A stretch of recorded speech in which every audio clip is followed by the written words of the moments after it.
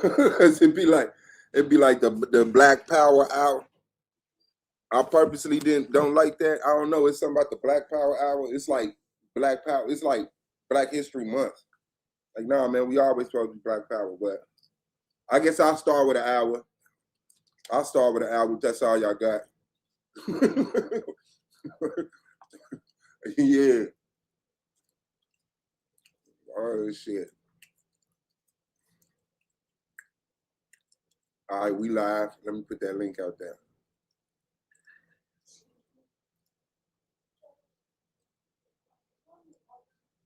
Yeah, it's one of that. Hey, I got one right here.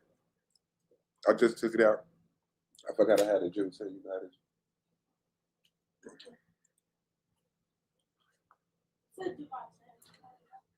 Oh, I gotta put that boat back on them weights. The weight, you'll lift it later. You go ahead and play the game.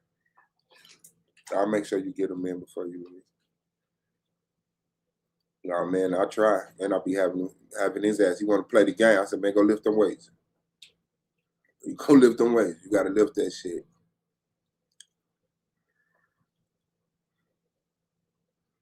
Yeah, man. Hopefully. All right.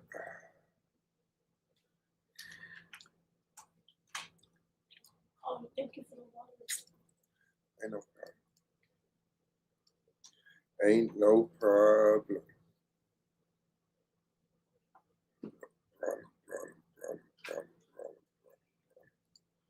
Man, shout out to y'all, man. It's the boy Swap Boss, man. Hit that like button as y'all come in. Let me see what I can do. Let me see what I can do. I'm affiliated. I'm affiliated. I'm affiliated. I'm affiliated.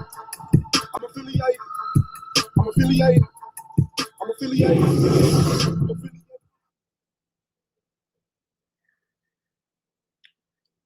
See, I'm mad that I don't even write more. I'm affiliated. I'm affiliated. I'm affiliated. I'm affiliated. I'm affiliated. I'm affiliated.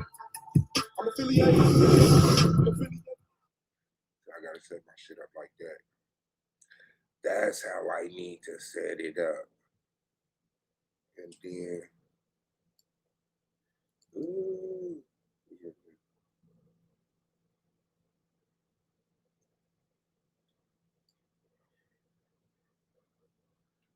I put the link in the chat. Let me see if I can pin it.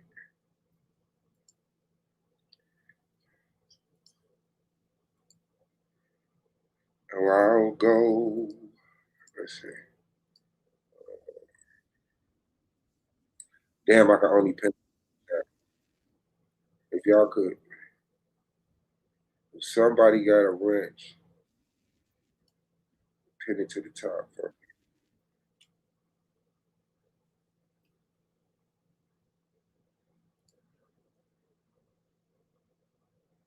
And then I'm gonna go ahead and pin it up my shit.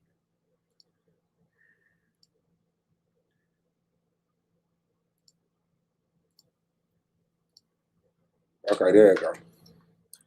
There it goes. So let's do something jiggy, y'all. Let's do something jiggy.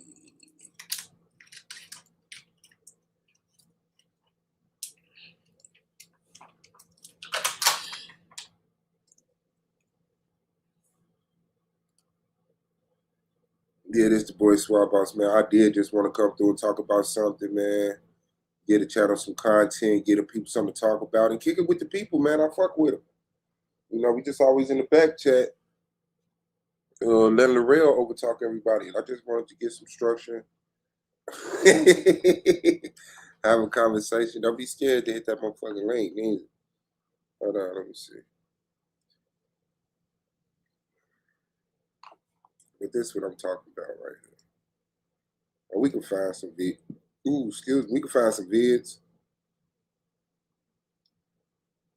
See some. He gonna run this motherfucker 44. Yeah, if you know how to do it, yeah. All right, so let's see. Oh, this is what I wanted to talk about because Hopefully it's the first one that pop up. Out-of-place artifacts. They're defined as an anomalous artifact of historical or archaeological interest. Angelica that's Diallo, found shout in a out to place Jelly, that doesn't man. belong. Shout out to you, sis. Whether it's a geological location, Yeah, time I'ma period, see. or technological presence in an otherwise Can y'all non-technological hear that area. audio? These artifacts has baffled researchers since the time of their discovery, and according to them, we still haven't found the purpose of why these objects exist or where they came from. Can So y'all here hear are that 5 audio? out-of-place Let me know artifacts in the that chat.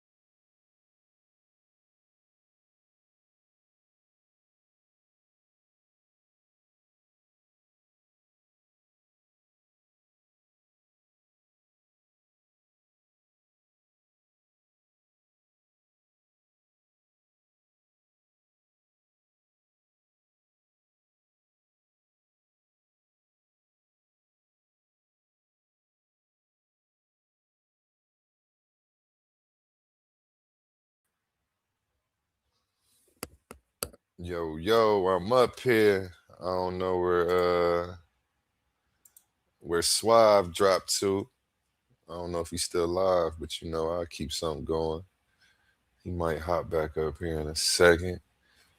While that's going on, you know, let's go to a word from our sponsors. These are not just speakers. Ain't nothing working. But the only thing that's changed is the winning, you know, and These are not just speakers. These are thinkers, forged in fire. Warriors of words stepping into destiny. Welcome to the Coliseum of Arguments, where logic clashes with conviction and ideas spill like blood in the sand. 16 titans, 16 minds, one path to immortality. They come seeking truth, they fight for redemption, they burn for revenge. Featuring the intellectual elite of the Titans Debate League. Every round a new war, every word a new weapon. Every titan ready to fall or rise in glory. This is not debate, this is combat. Step into the Coliseum of Arguments. Only the brave speak here. Are you not entertained?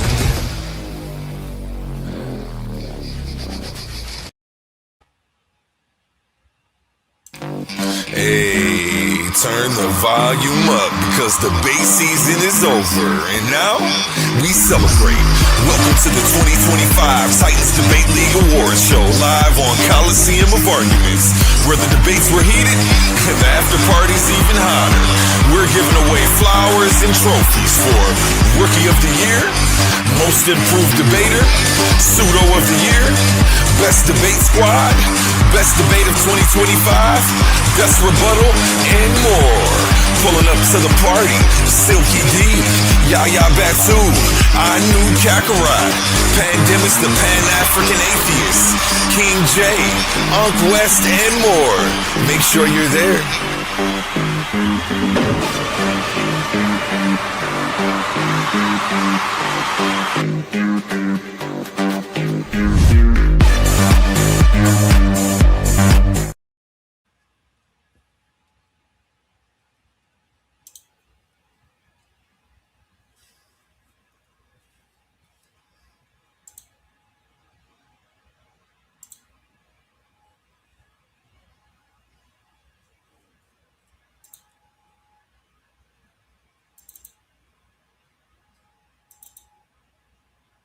Gentlemen, welcome to the Titans Debate League, presented by the Coliseum of Arguments, where ideas don't just clash, they collide.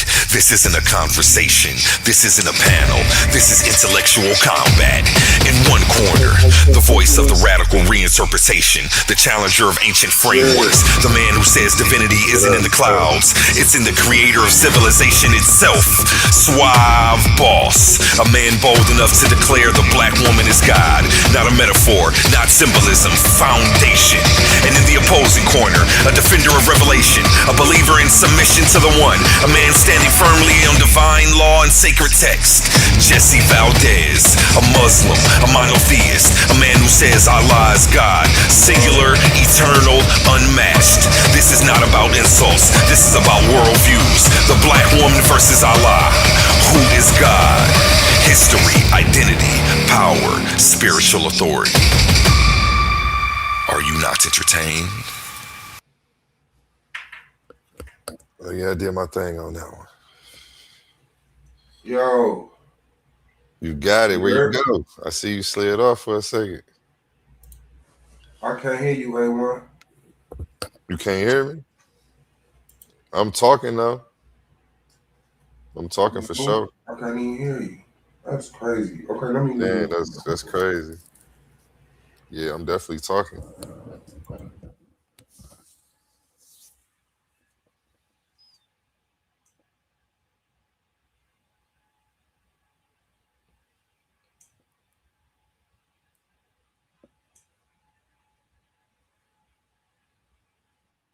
There we go. We got him back to the stage. Yeah.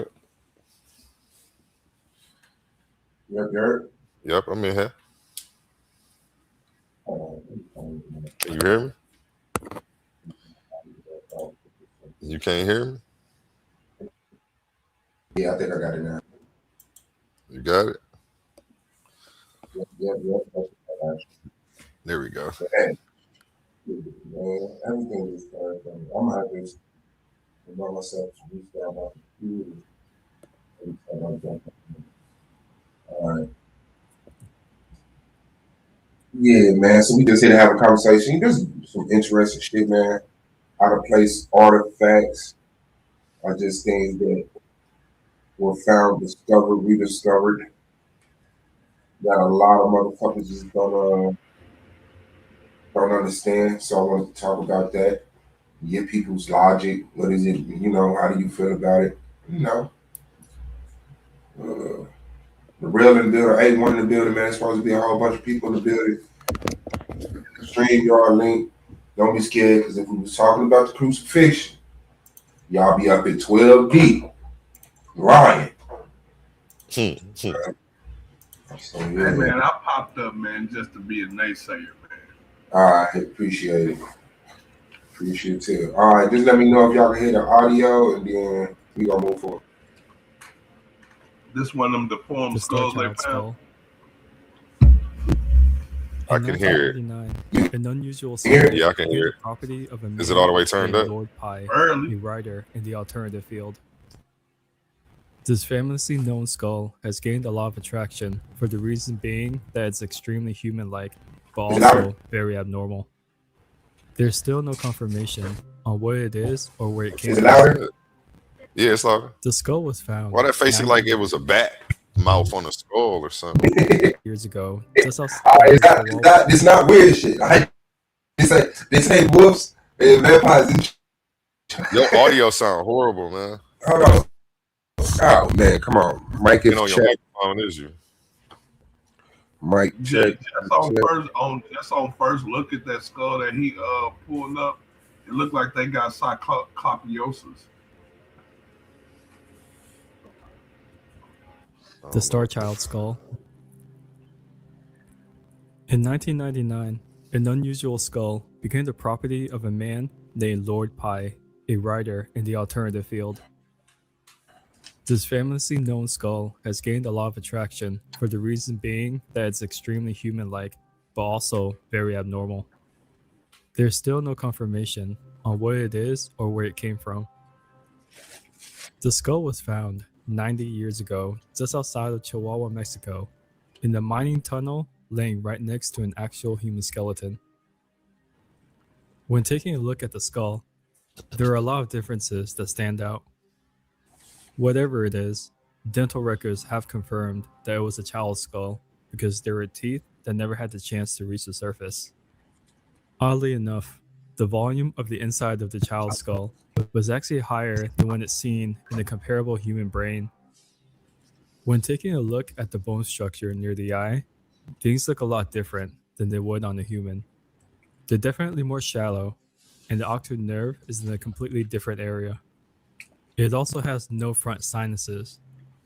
Another unusual feature when taking a look at the skull is its flattened shape and its excessive amount of collagen. They also came across a weird red residue inside of the bone, which has never been known to exist in any discovery ever made. After many different tests and analysis, it was confirmed that the skull is approximately 900 years old. Boy, Yeah, I told you I got an explanation for this shit. Can y'all hear me? Is my mic good? Yeah, no, it's horrible, Yeah, but I got an explanation for this shit. What's that? It's called cyclopsiosis. Go look it up. Hell no, you here to pull it up. Yeah, he already got the screen up. It's the cyclops. It's a cyclops ailment that happens to humans sometimes. I'm probably fucking the word up, but cyclopsiopia or some shit. You ever had bringing to me? Said Cyclops. Cyclops. Yeah, you see what happened? Shit. Look with one eyeball. That's what you talking about, brother? Let me see if I can find it first. Yeah, I appreciate it. Cyclops. Old.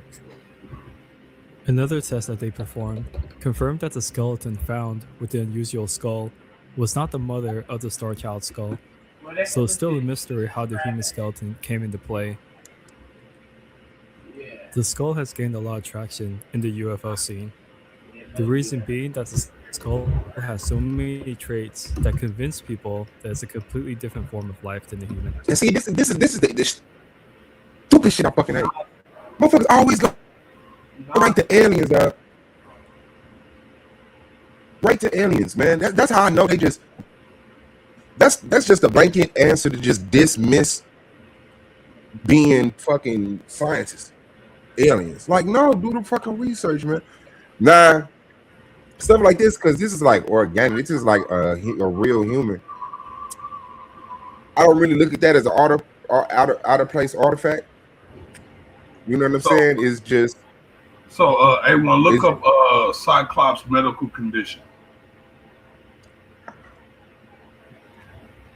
I just look at it like some people have deformities, some people have certain ailments, and I know in certain cultures, people shape skulls and do all types of shit. Yeah, your audio choppy as hell.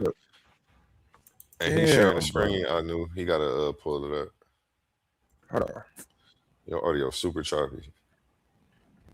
You sound clear. It's just chopping in and out. So it ain't like you don't sound like you're underwater or nothing. And I'm on the landline. I ain't even on Wi-Fi. Hold on, let me make sure. That's why it's chopping in and out like that. It sound like what am I looking for?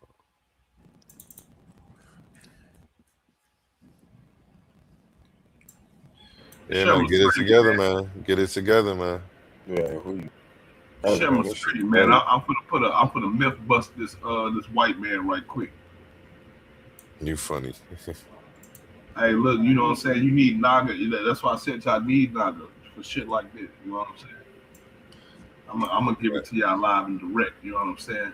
I appreciate Swab Boss by popping this up here so we can see for ourselves what this really is. Right? So that condition that they found that skull in this is an actual medical condition. It's called cyclopia. It's called cyclopia, right? And sometimes humans are born with one eyes, or sometimes it's like this right here, where they be having like a little cleft lip, or sometimes they don't have no nose at all. Eyes be all close and shit with each other. So this is a real thing. This is a real thing. This is not AI. This is a real medical condition. So you're gonna want to happen to a kid goat, a baby goat. You know what I'm saying? So this is a real medical condition. You know what I'm saying? I hope y'all ain't got no weak stomachs, but these are humans, right? Here go a skull. You know what I'm saying? This is a real deal right here. So y'all can go look that up. It's called cyclopia. It's a human condition, medical condition. As y'all see, it's gross as hell. But go ahead and roll that big footage. Let's look back at it. Now keep in mind that's right off the top of my head and shit. I ain't know that they was gonna play that. You know what I'm saying? Now I got all type of useless information for you niggas.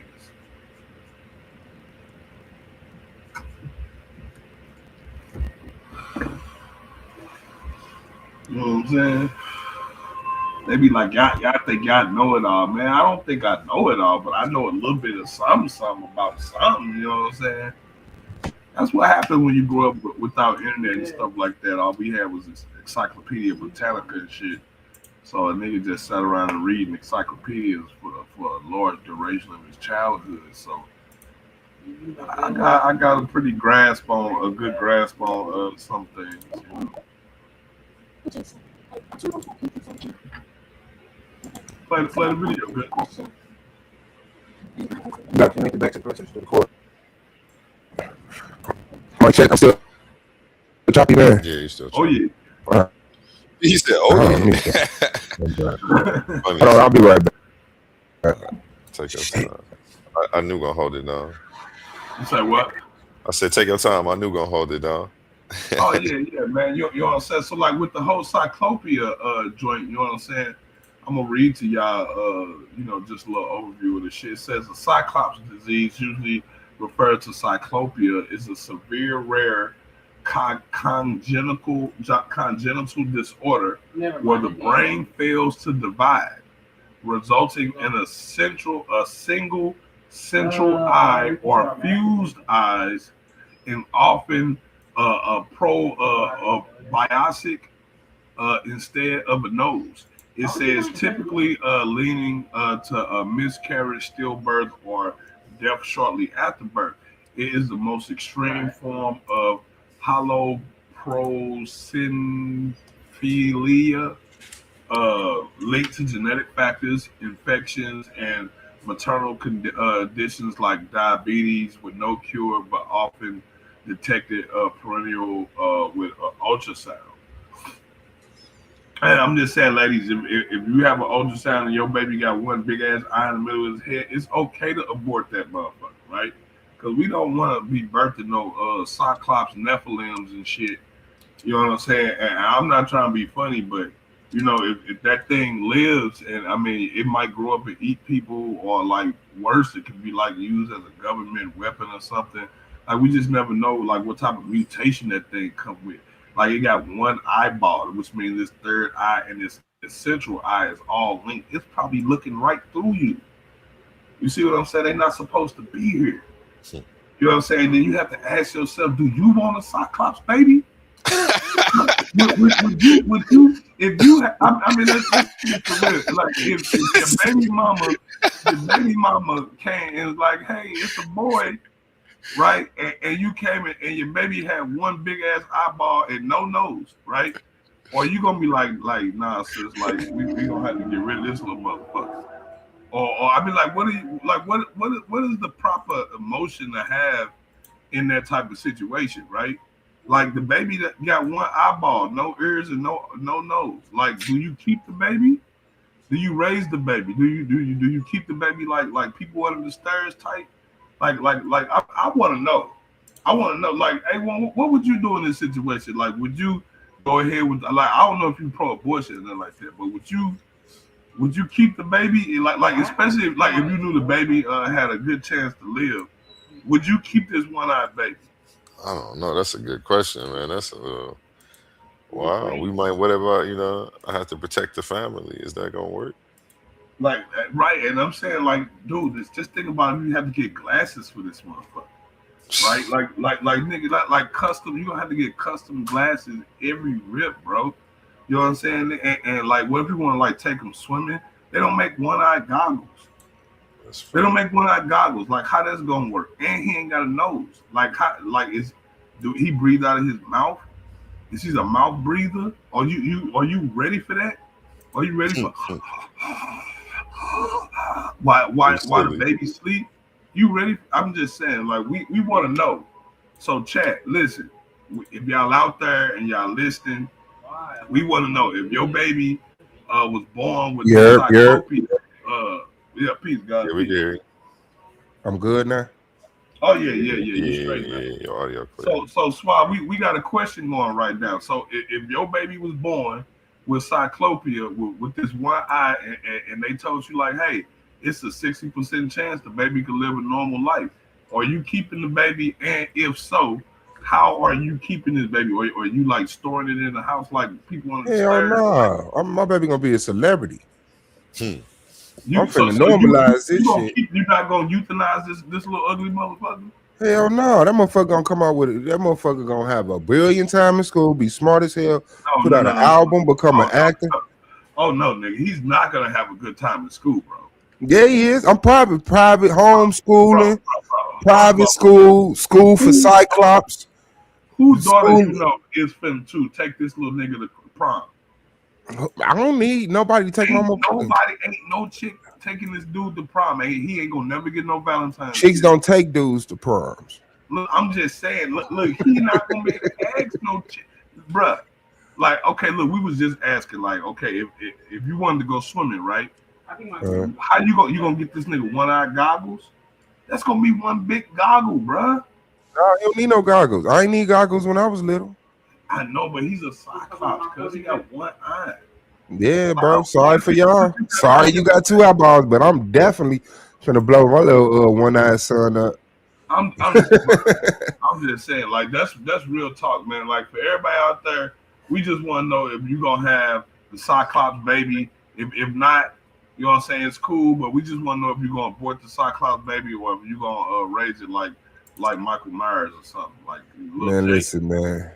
Strap him to the baby chair. The little Chucky. Yeah, strap him to the baby chair and put him in a little hidden closet in the back of the fucking pantry or something. No, my baby's here. I don't know what this is, but I hate when they run the fucking aliens out of goddamn time. But yeah, this would be the aliens, and it could have just been a Cyclops baby. Yeah, that's a fact. All right, I guess this is one, but this one we got normalized too. The Baghdad battery. This is one of those things that was like a little bit more mysterious back in the day, but now yeah, that we understand the Baghdad battery. Yeah, now that mainstream has eased up on trying to make everyone before Greeks ignorant as shit. You know, we can I mean we can see the possibility of the Baghdad battery. It's a battery. People knew how to store energy and transfer energy and stuff like that. And because when you go into a lot of these ancient structures, there's no windows, but there's no burn marks from fire. So how do people see in these places with no windows? They had to have some type of lighting instrument of some kind. And when you look at what we use to, like the light on your cell phone, those ain't nothing but components, ores, minerals, certain things placed in a certain position. They got a certain relationship with each other that causes a luminescence. Like that's not that's not new. That's something that impressed us because we were dumb down and ignorant. But yeah, and that's just some of the more blatant things that I see. How do you not have sulfur or burn marks inside of these pyramids and these other structures if ain't no lighting system? They didn't have any windows in there like That that. could easily reflect light, bounce light off with like mirrors and shit. So like that's easily done. Yeah, that wasn't there. That wasn't there. Yeah. So so I know we didn't want to get up into like whole religious Bible thing, right? But on this particular subject with the Baghdad battery, you can go look this up. It's in some of the colleges and universities. They're saying that the Ark of the Covenant was a Baghdad battery. It was a type of Baghdad battery, what they call a latent battery or a latent jar. And they basically saying the way that it was constructed with the gold and the wood inside the gold and all that stuff, like it actually was a capacitor. And when they was walking around with it, covered with certain type of fabrics, when it rubbed up against the surface of it, it built up static charge. And that static charge was used to do various things like control water and, light up the tabernacle and things like that. But yeah, man, that's interesting. Yeah. And shout out to Jay. Yeah, lanterns, it was a good idea. And you said it was used for electroplating. I believe it had several usages. I ain't online. So yeah, our ancestors had electricity, y'all. Yeah, running water, hot water. like I swear, when I was young, bro, the remnants of the shit that was going out was really fucking insulting when it came to indigenous people, other cultures other than the Greeks and the Romans. So it's like it's good to come across information, and I guess we got to wait to mainstream, find a way to implement it into the Bible or their religious agenda or whatever. And another example of that, and hopefully I'll find that stuff too. These doorways that lead to nowhere in very inconvenient places. Portals. Okay, hold on.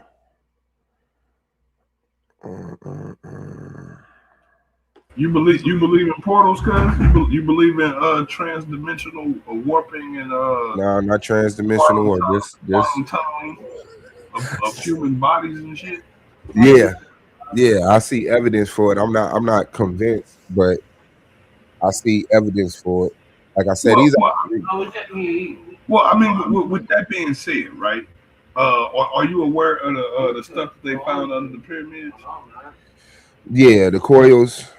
Yeah. Okay. So, like, what's your synopsis on that? What's your? I mean, we.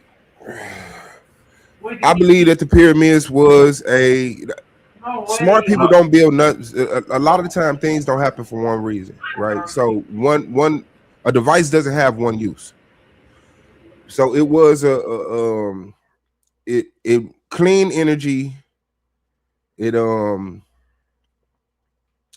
cleaned air. It had different properties like that would like the pyramid just ain't just a building you walk in and out of. It's not a tomb to keep dead bodies. It's one of the most sophisticated instruments that men still don't even know what it is or what is our true relationship to it. What is its relationship to the earth? Why was this built here then? Like they say the pyramids weren't even built by the Egyptians. They say the pyramid predate the Egyptians. There's no hieroglyphics inside these pyramids. And you got to think, I think Herodotus wrote about the pyramids and how they were built, but that wasn't believable. I don't know what happened with Herodotus' writings right there, but Herodotus is just one of them people I felt valid because they found cities that they didn't know about by his writings. He spoke about a city that sank and it So, was full so of gold like, and all of that shit. that's what I'm saying. Like, so the towers that they found under pyramids, right? I believe that was free energy. Yeah, Huh? I believe that was clean, free energy. Well, I mean, I was gonna go with I was gonna entertain the thought of the portal thing, right? So it said that what's down there is the Hall of Amenti, and it's Roz or Thought's spaceship down there.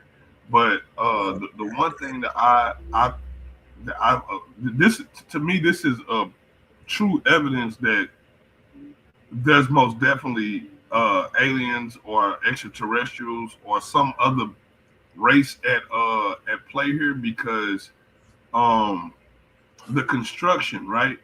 I don't know how well you know construction, but it's like it's impossible to build I mean, not just one, but 8 perfectly 90-degree angle cylindrical tubes that go straight fucking down there. It's 90 degrees. They don't deviate nowhere. None whatsoever. They're perfectly cylindrical. And I they mean, and they got coils wrapping around them, right? So this is my thing. I think that the towers were is actually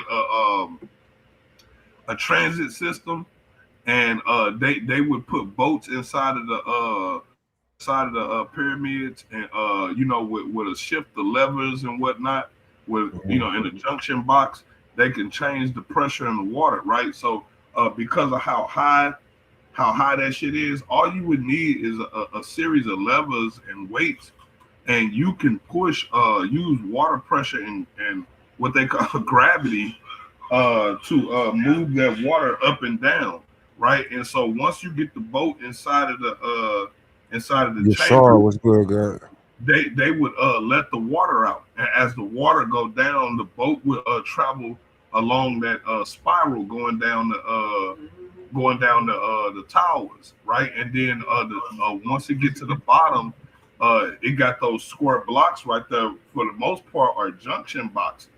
And then from there, they can change which direction you're going. Like if you're gonna go to the temple in Memphis, or you're gonna go into the temple in Baghdad, or maybe you're gonna go into the temple into Southeast Asia, or maybe you're gonna go to the temple that's over here in the Americas, right? Mm-hmm. And I believe if they keep digging and they keep looking, they're gonna find out that there's underground tunnel systems that connect all of the continents together. They connect all of them together, because it's the only thing that makes sense, right? How is there pyramid temples? There's pyramid temples on the same latitude line going around the fucking earth, bro. Or is that longitude? The same longitude lines going around the earth, right there on the same parallel lines with Egypt. Asia. Yeah, well, I'm not going with the intercontinental underground boat system. I just think it's those buildings were created around the same time and have basically the same exact designs. How is that possible? They're like, that's not possible, bro. No, a lot of the the odds of 3 different civilizations. I hate to tell you to shut the fuck up, but shut the fuck up. Let me talk. Okay. I really hate to tell you shut the fuck up, but you're going for 50 fucking minutes, and then you talking about goddamn intercontinental boat shafts with the pyramid. You said that's the only logical reason. No, it's not the only logical reason.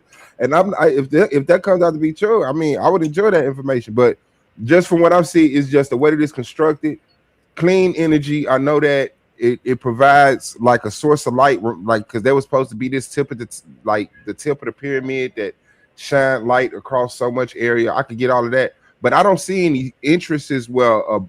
Unless that was, I don't know, because you've seen the interest to the pyramids. Like a lot of these places are small as shit.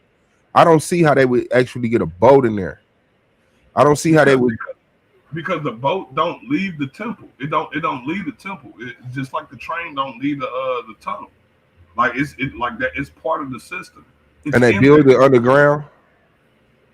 Yeah, So nigga. they would actually take the wood, the material in there, construct the ship under there, and it never has to leave I out. mean, bro, you gotta think like the towers go a mile and a half straight down.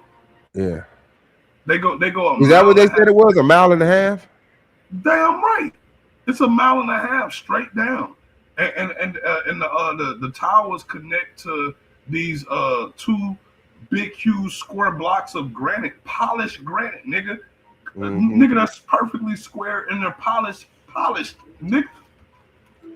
Yeah, and that Smooth, shit. smooth polish. It's smoothly polished, right? And when I see materials the like boxes granite, are so big that they can hold 60,000 people in them.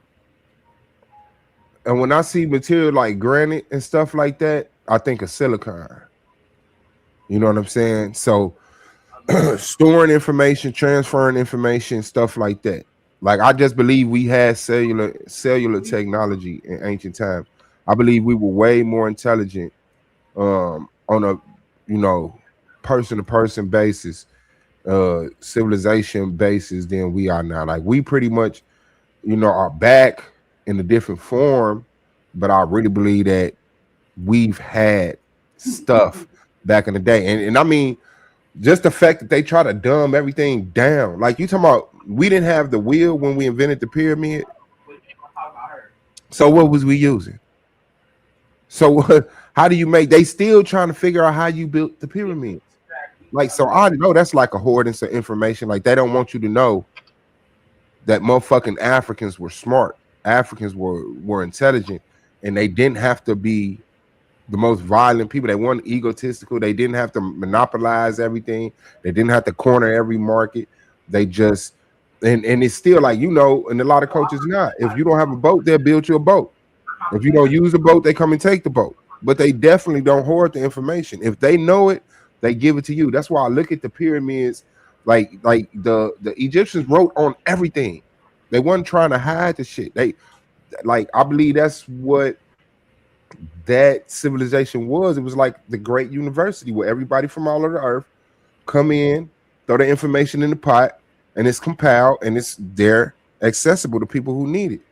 Shut my screen real quick. I'm gonna put this out there because a lot of people don't know about this shit. So this right here is first I'm gonna show you. They're gonna show you a diagram of like what was found in there, but this ain't to scale. Like y'all gotta understand this ain't to scale, right? So let me scroll back up to the front. Okay, so right here at the top, right? So they found, like we already knew about this stuff, but this shit up under here, right? These things right here, these towers, it's 8 of them. Right now, I'm gonna scroll down here where they get an actual descriptions of them, right? And see right here, they talk about the 5 identical chambers, like structures, blah blah blah. That's that stuff that's on the floor, right? But then when you go down here where it says the vertical well shafts, right? And notice they use the word well, right? This is what makes me think that it's really some type of transportation system, because how big the wells are, and if you fill the wells up with air and water, you can push and pull the water up. And I mean, bruh, like, you know how fast water moves, especially when they got compressed air behind that shit. That shit's moving, bro. So like, you can be in Southeast Asia in a couple hours, easy. Like you could be in one of the other temples in a matter of minutes. You see what I'm saying? But let's read what it says. It says 8 cylindrical vertical shafts arranged in 2 parallel rows beneath the chamber. These structures appear hollow like wells and are each surrounded by a descending spiral pathway carved into the rock. The shafts are evenly spaced and symmetrical, suggesting an intentional architectural layout. It says the depth extends 648 fucking meters, nigga. That's over 2,100 feet. Vertically. How many feet in the mouth? Vertically into the earth. I got you, too. And then look, that's not the end of it, right? It says the massive cubic cavities, two enormous cube-shaped voids situated at the lower terminus of the shaft system. Each cavity is roughly 80 meters per side, truly monumental in scale. The 8 vertical shafts converge towards these two cubes, presumably connected into them. The cube chambers are positioned by side by side. It says centered around the 648 meter depth, where the shafts end, 80 meter each, roughly the size of a 20-story buildings in dimension. So you're talking about these blocks are big as 20-story fucking buildings. Bruh, the extensive tunnel network. Now they talk about the shit that's up under the squares, up under the cubes, right? They're saying a labyrinth network of additional tunnels and corridors appear to link the above features, forming an integrated subterranean system. The 5 near the base chambers are connected to each other and the vertical shafts by horizontal passageways.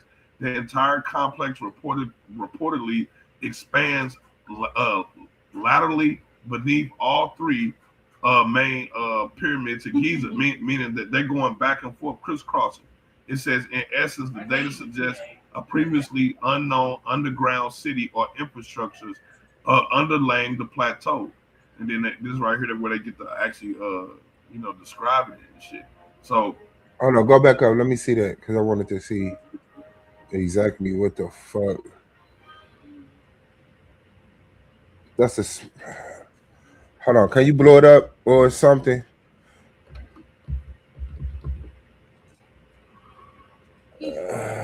Okay, bet. Thank you.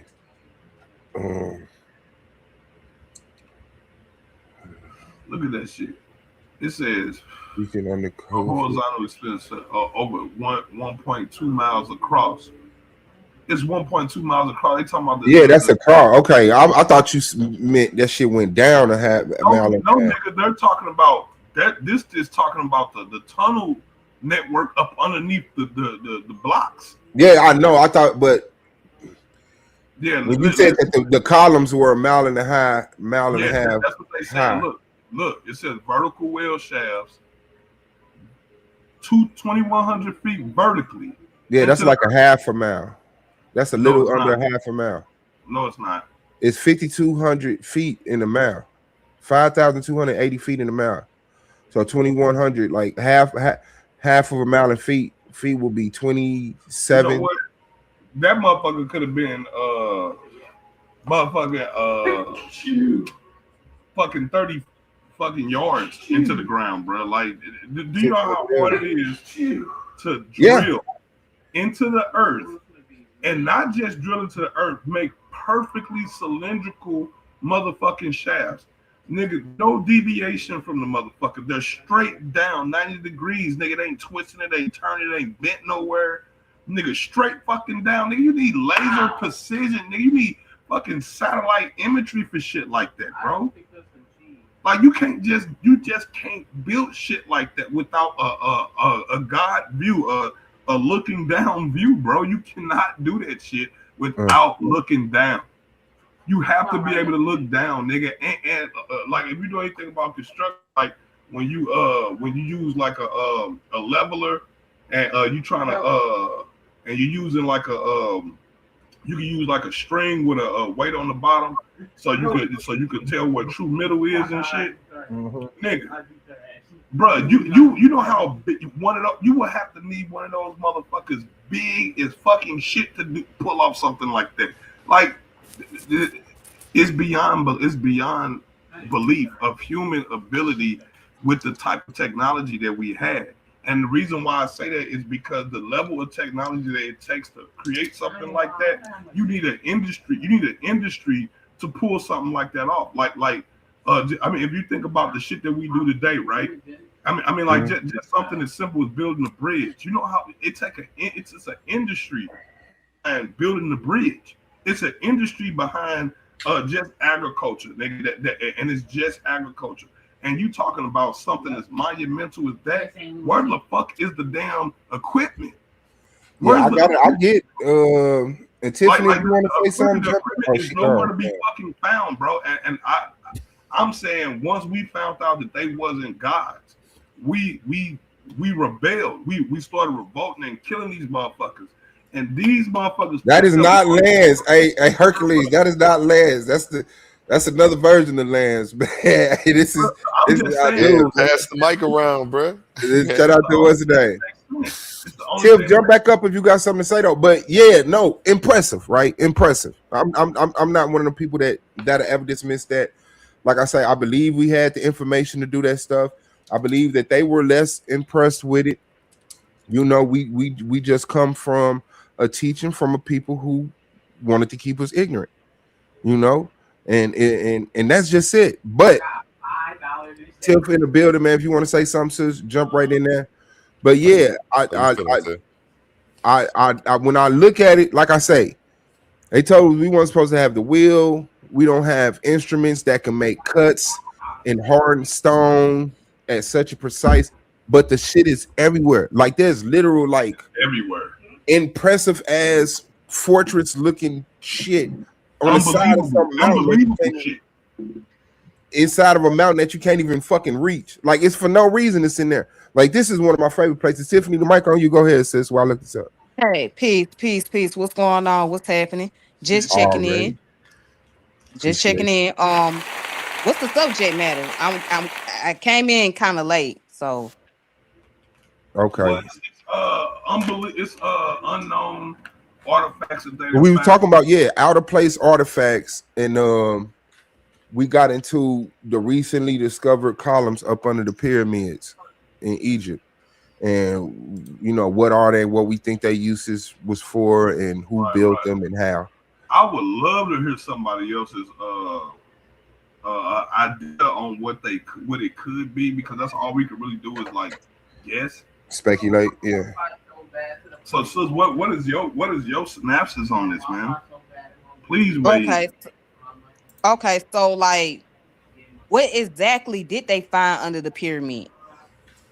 They found like columns that reach like almost a half a mile going straight down into the ground with some type of coil system around them. There's a water system, an aqueduct system down there. You know, granite plates and like there's a whole thingamajig up under the motherfucking pyramids. You feel me? Okay, did they say what it was used for? Like what that particular pyramid was used for at that time? No, I didn't hear them. It's the Khufu pyramid. It's the Khufu. It's the Khufu, Khafre, and the other one. Like it's all of them, because they say all of them are connected by those tunnels up under the ground, and that's why I said you can be in the Khafre temple, and you can go to like let's say for Abydos or any one of the other temples up and down the Nile, and you could have got transported there and never walked on the surface. When they talk about going to the underworld in our ancient ancestors' mythologies, they're not lying. They really was talking about going to the fucking underworld, under the fucking ground, where there was a whole nother civilization, a whole nother infrastructure, a whole nother city. They got a whole nother different culture. That's what they were talking about. It was not that we just all believe it was mythology and all that shit. They not lying. Then they talking about Osiris was the god of the underworld and shit. That he's really the god of the underworld, and they're really talking about under the ground. We just think they lying. So I can't place it. Okay. Sound like to me like those pyramids were supposed to be sacred to those who was around at that time period. That's what it sounds like to me. They were meant to be sacred. What leads you to think that? Because it's like, I mean, from what it sounds like, it's like certain information are speculative, and we're not going to actually know exactly like what was the main purpose of those pyramids and what would they really use for. And it seems like the only people that would know is those who have been around in that time period. Or unless somebody who can read hieroglyph can actually like decipher the meaning behind those pyramids, then that's different. But outside that, I don't think that it's meant for us in modern time to like know everything about, you know, what those Egyptian ancestors did and like what their whole like practice was or whatnot. Like I think certain things is just meant to be just sacred and not meant So for the general public. so it That's what I said think. that it said that Thought had left his ship down there because we supposed to be at war with some beings or some shit, and he left his ship down there, and the motherfucker's supposed to activate at some particular time. The halls of Amenti is supposed to be down there. The halls of records, you know what I'm saying? That's supposed to be down there as well. You know what I'm saying? Like, so they we it's already kind of been a decipher. It's just that we call it mythology. We call it mythology, so we're not taking like for real heed to it, because when you hear myth, you think, oh, it's fake, it's just a made up shit. But then on finding all this shit at the bottom of this pyramid, it's like, hold on now y'all say this shit myth, but it's really an underworld. It's really an underworld, nigga. There's really a hall of Amenti. You see what I'm saying? Now at this point, it's like, okay, if this is true, if the halls of Amenti is true, and the underground world, the subterranean level is true, what the fuck else can be true? What else could be true? And that's all I'm saying. Even though they not around no more, they in us though. And we should be able to read. We should be able to read, go to these places, and that shit ought to be activating our fucking DNA and our genes. That's all I'm saying. Like, you ought to start getting some genetic memory need to be kicking in. That's why I'm saying, like, niggas need to get on this science shit and this high academic shit, nigga, so we can start our own institutions to start actually deciphering this stuff on our own, because it was meant for us. The stuff was buried so we can get it. It was never buried for nobody else. But yeah, man. I could say, like, to me, there's like an obvious cover up, because there shouldn't be that big of a disconnection from what still exists. You see what I'm saying? How did a whole group of people, a whole language system, whole writing system, and all of the information about the largest structures in these areas just end up? No, that seemed like somebody purposely fucking destroyed that information. Somebody purposely destroyed the people who knew that information. They purposely covered up and disconnected that information from the general people. And I believe this is where a lot of this is where this technology burst come from, where we come from nothing, and then all of a sudden we have radio waves, and then that turns into television, and then television turns into fucking plasma screens and fucking flex screens that fit on the tip of your finger, and we got, like, this is a different world. It flipped like that. So I really believe that they're just rediscovering a lot of the text, deciphering a lot of text, or coming up, you know, with ways to just, you know, just refine this stuff. I believe that some people really had it. Like, I'm looking at the Romans, because the way I look at it is the Romans have an uninterrupted possession of shit. No one ever came in and conquered the Romans. So it's like, how did y'all get from so-and-so AD to here and y'all don't know? But then when you do study certain cultures, writing systems, this, that, and the other, like, it's right there. They say they have people who still speak the language that goes with the hieroglyphs.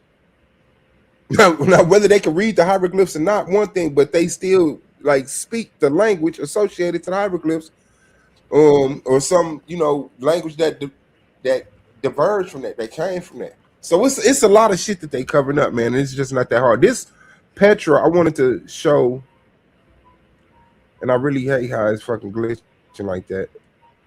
Yeah, so again, it's just like certain stuff is going to be noticed to us, you know what I'm saying, certain information, but outside that, we're not going to know everything about, you know, the ancient Egyptian culture, or, you know, the ancient Egyptian people, what they really did in that time period. So it's only so much that we can learn from it. And that's all I can really say on that. Understood. So whenever you get a chance, we need to pull up the halls of Amenti. I know that I know we probably could find reference to it in the Emerald tablets. But I'm gonna just read this little overview.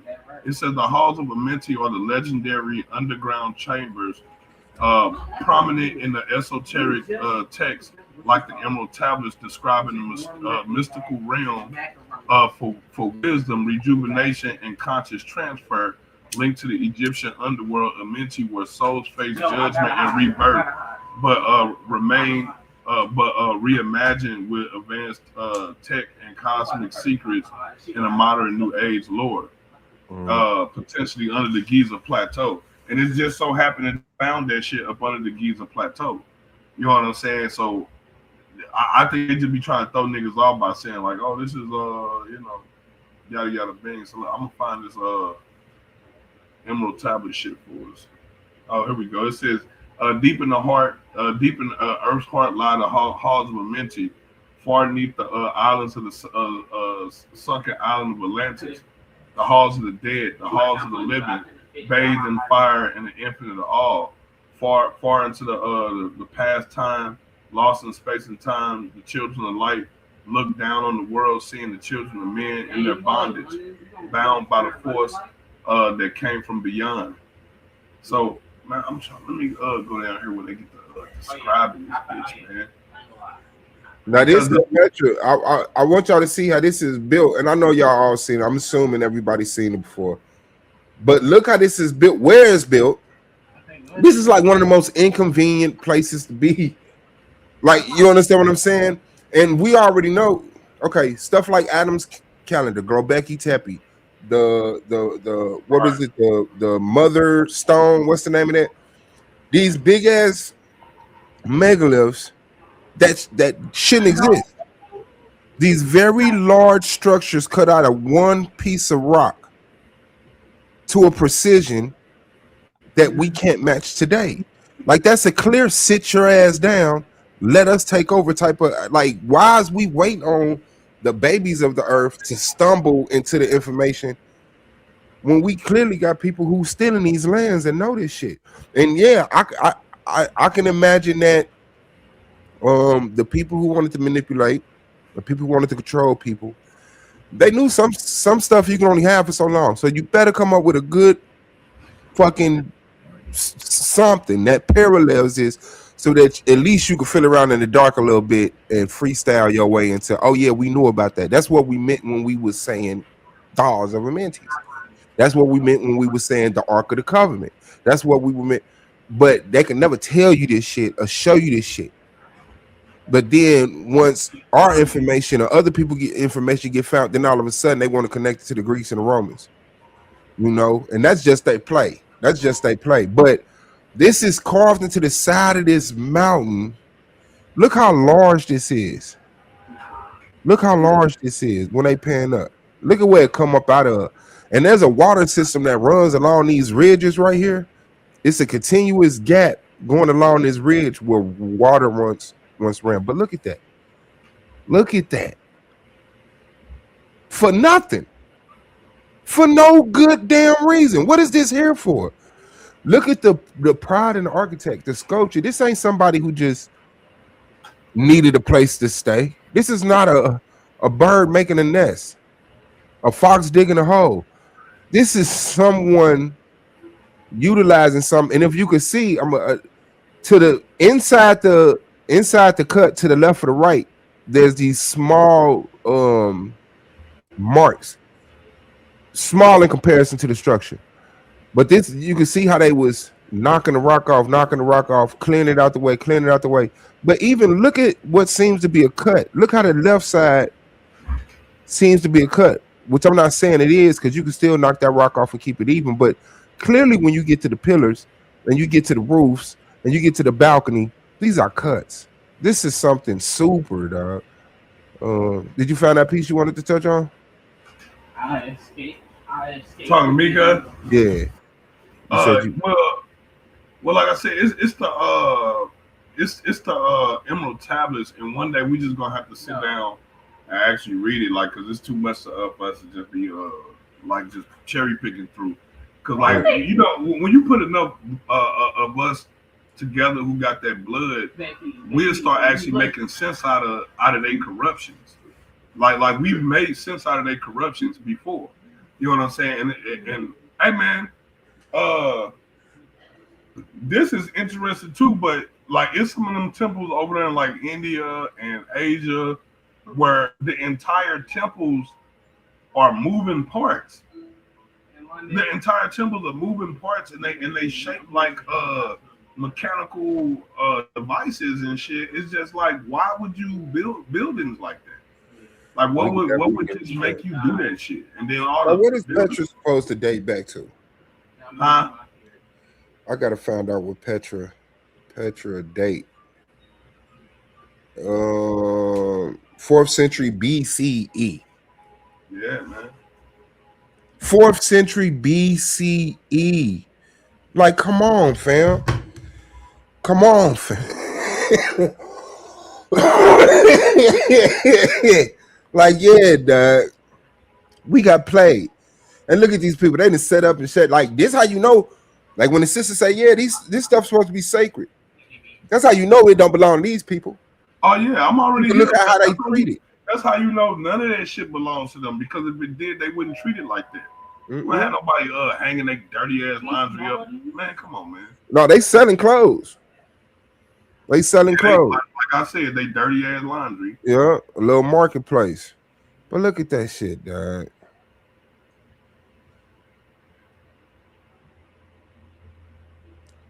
Look at that shit. Look at the stair system that go throughout. And another thing that I used to love about ancient people of dark color is we built into nature. We didn't have to destroy nature to build.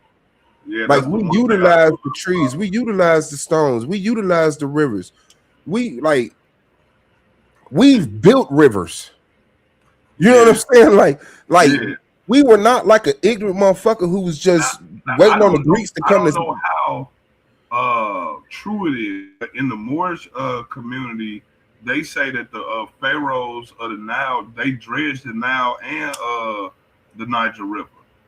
They saying both of them motherfuckers are man-made. Yeah, I believe the Nile River is man-made, and I believe the Mississippi River is man-made. And I know some people be like how in the hell you gonna make a whole river easy? I didn't think it was possible either until I watched this video of some dirty ass cracker digging in the sand one day. Well, they was digging in some dirt where it was like a little river, and they basically built like a little irrigation. Yeah. And when the water started coming, it didn't stop, and it just made that hole bigger and bigger, and next thing you know, it was a new river. Yeah, that's what I say, and it does. All you got to do is get out the way. Yeah, you lay the way how you want it, and then you just get the fuck out the way. But look, this is what I wanted to show. And I hope it's showing big as shit on there. But look at that doorway. Let me see. I'm just going to have to blow it up on my end and then full screen. But I know. Shout out to Clean Paper, man. If y'all ain't rolled up, y'all need to roll up, man. Oh, yeah. Yeah. What a sister. Don't worry about it. Till Doug. No. She drop off, come back. She knows she good. Everybody good, man. I don't hold at the panel, man. But look at this entrance. Go ahead, guy. No, I said I was trying to find the part in the Emerald Tablets where it's actually talking about this ship that's supposed to be up under there. I got It's supposed to be a ship up under there, man, and it's supposed to activate at some point in time. But that's like what they call the ship of Khufu. Like, why the ship of Khufu is just not talked about? Because they got this narrative that they want you to think that Africans never discovered any other part of the fucking earth. We left out as subhuman species, subclass of Homo sapiens. Like, nah, man. Homo sapiens been around for over 200,000 years. You have to shut. Yeah, I'm just saying. I'm giving myself a real nice, comfortable But what I'm saying is, you don't be modern humans for 200,000 years and don't come up with water travel. Like, it's a simple thing. Like, we paid attention to nature. So we see the ducks, we see the fish, we see the sharks, and then we build. But look, oh man, look at this, dog. This shit is so beautiful to me. This shit is way more beautiful to me. I ain't gonna hold you up, hold you down. But look at the marks as they go into this doorway. And look at these mutts. Look at these mutts selling cheap trinkets. I do want to taste one of them juice though. I ain't gonna lie. I want to see what them juice tastes like. And I fuck around and buy some of this shit. But look at the marks. It's like little chip marks right here as they go into that doorway. You see how they carved that? The striation marks going horizontally, like they scraped all the way around there, scraped all the way around there, scraped out. Like, man, this is really unexplainable because if you look at it, the top part, I don't get that. These scrapes would actually be destroying it. It looked like it's already built, and the scrapes will be destroying it. Or what happened? What happened to this doorway, man, with these striation marks? That's not water. I can't say it's water. And then this is just an empty room. It's like it leads to nowhere. So it's like, what, did a fucking nuclear bomb go off in this motherfucker and blast that doorway like that? Like, what can you imagine happened? Or is this the attempt to do it, and then this is a later fabrication over it of people who tried to continue to work later, who used another way to create doorways? I don't know. But look at this room, dog.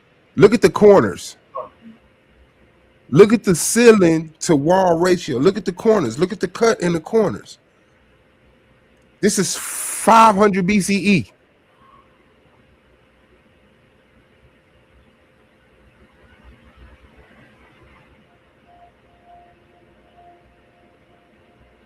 Look at this, dog. Like, they cut out all that mountain, all that stone for doorways that go nowhere.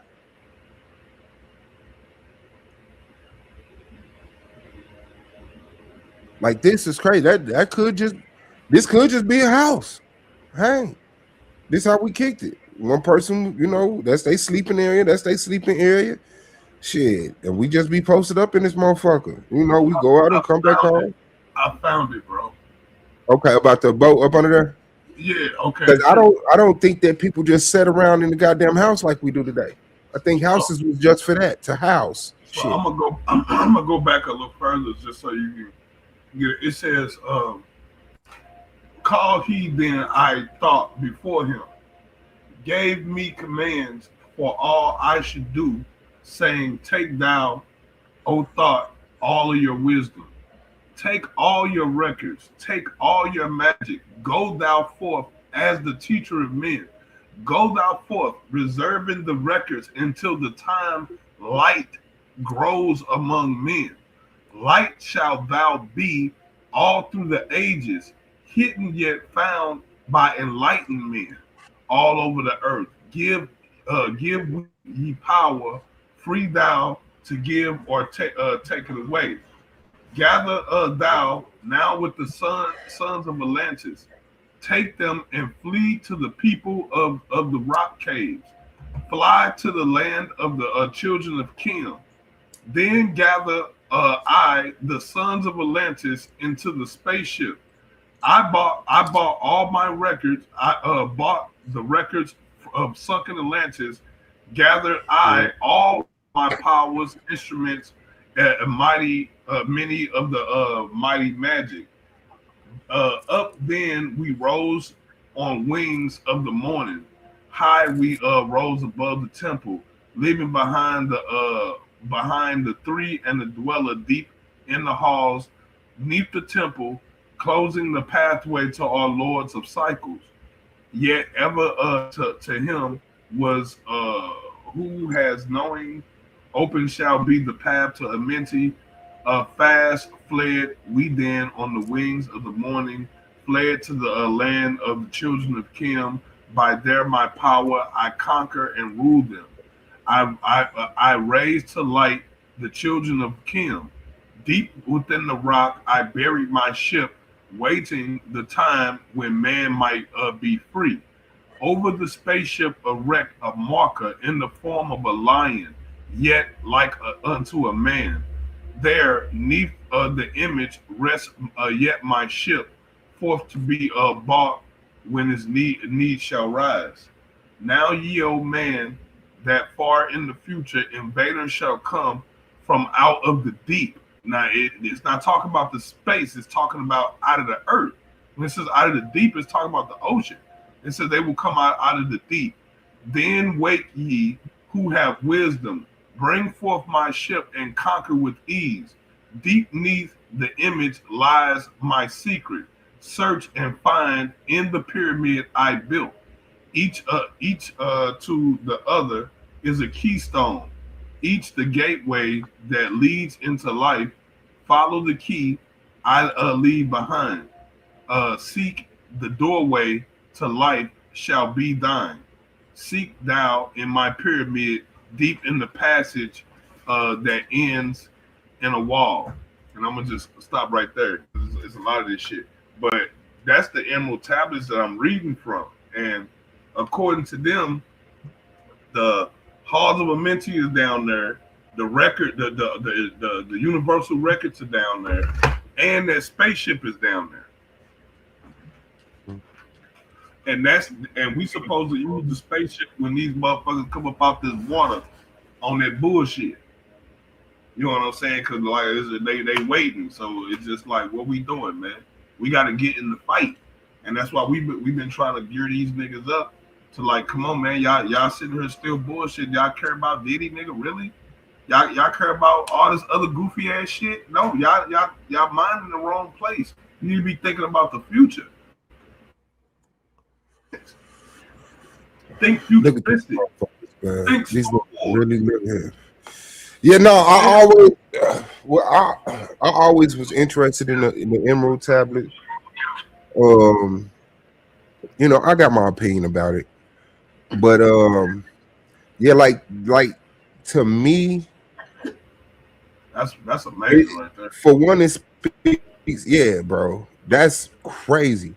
For one, it speaks indefinite. It speaks like, oh yeah, and go to these people. It don't even say like go north of what's the name. You will find the people. It's like, yeah, and go to the Floridians, go to the Mississippians, you know, and tell them like, so the people are already definitely known by the people that it's talking to. Yep. And then it's like, from when these people come from the deep. Now, in vernacular to me, deep just don't mean down or up. It also means out. You know what I'm saying? Like deep into the woods. You know, when these people come from deep, you know, outside of our territory in the hair, could mean from underneath, could mean, but one thing we know, it could have been they're not around us. Which north to us now. Yeah. So it's like, and then I heard of stories of purposely flooding shit.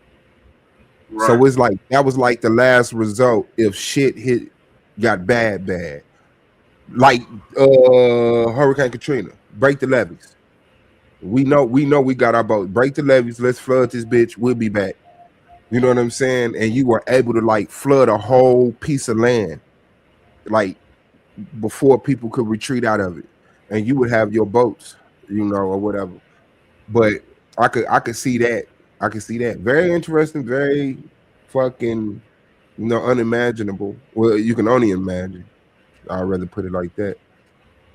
But look at this, dog. Those are real stairs going up the real side of a real mountain. And we got favorite sports teams. Right. Black men, we have work to do. We got a lot of work. We have work to do. Look at this.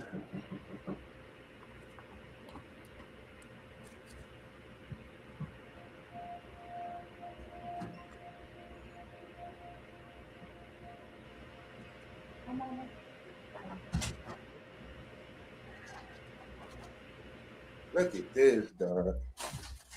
I'd rather live here. I'd rather go here and just take this shit over. Fuck y'all, move around. Ain't no more selling no more shit. Yeah. I understand. Bye. We back. Yeah, We back. I'd rather do that, and in a generation or two, have this motherfucker equipped with running water, Wi-Fi, electricity. You know what I'm saying? Have our little transportation over there. Shit, I fuck with bikes.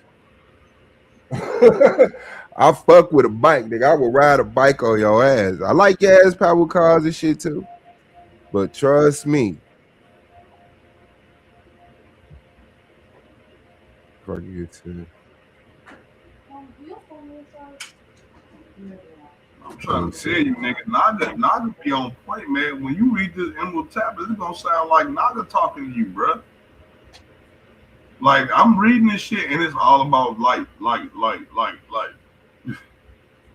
This was it said adepts. They're Yeah, you know the actual Emerald Tablet is supposed to either be a light source or you supposed to use a light source to display it or do something magical with it.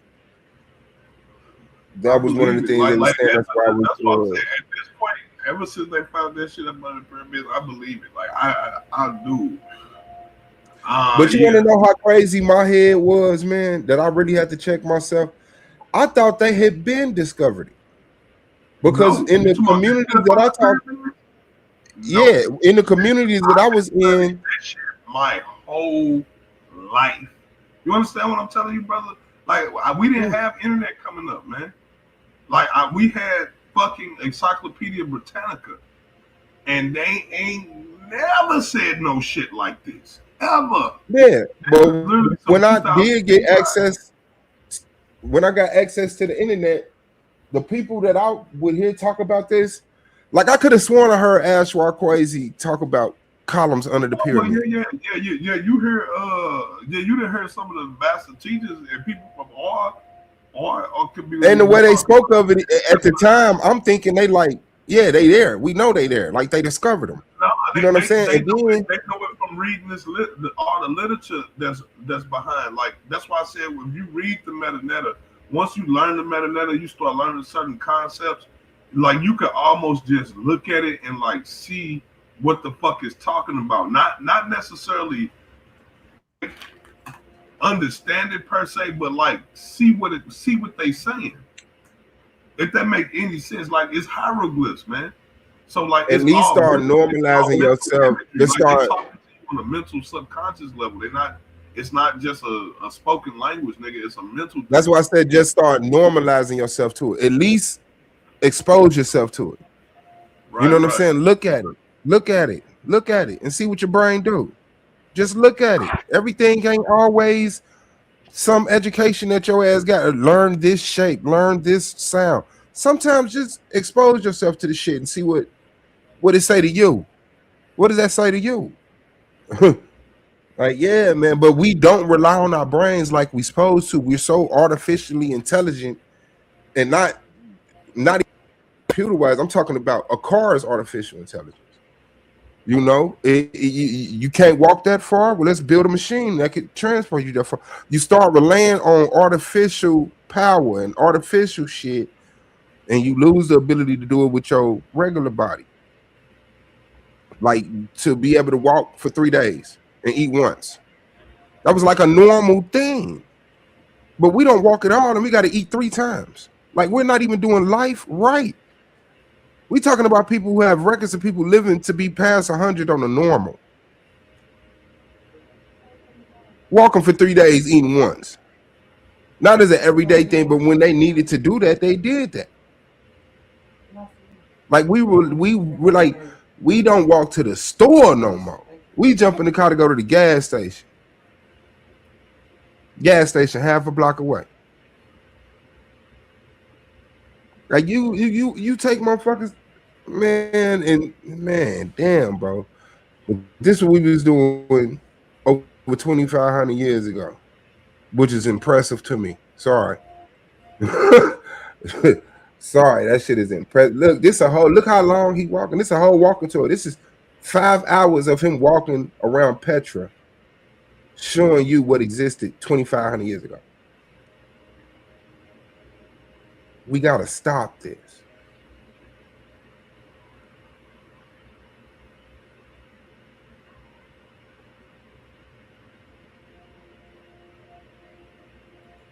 Just look at all the stuff they say. We don't. What was the other one? Okay, yeah. Shout out to Petra. What's the other? Is it Machu Picchu? What's the one spot? It's in Mexico, South America, or something. And they don't know how they align the stones together. Did you go to Tepe? No, I didn't go to Globeki Tepe. No, that's one. But you know what? Let me just go ahead. This little playlist look like it might be trying to talk about what we talking about. Shout out to Ali Sadiq. If y'all ain't know him, he a funny ass comedian. Funny ass dude. He tell mostly prison stories, but he cool. Let me blow this up.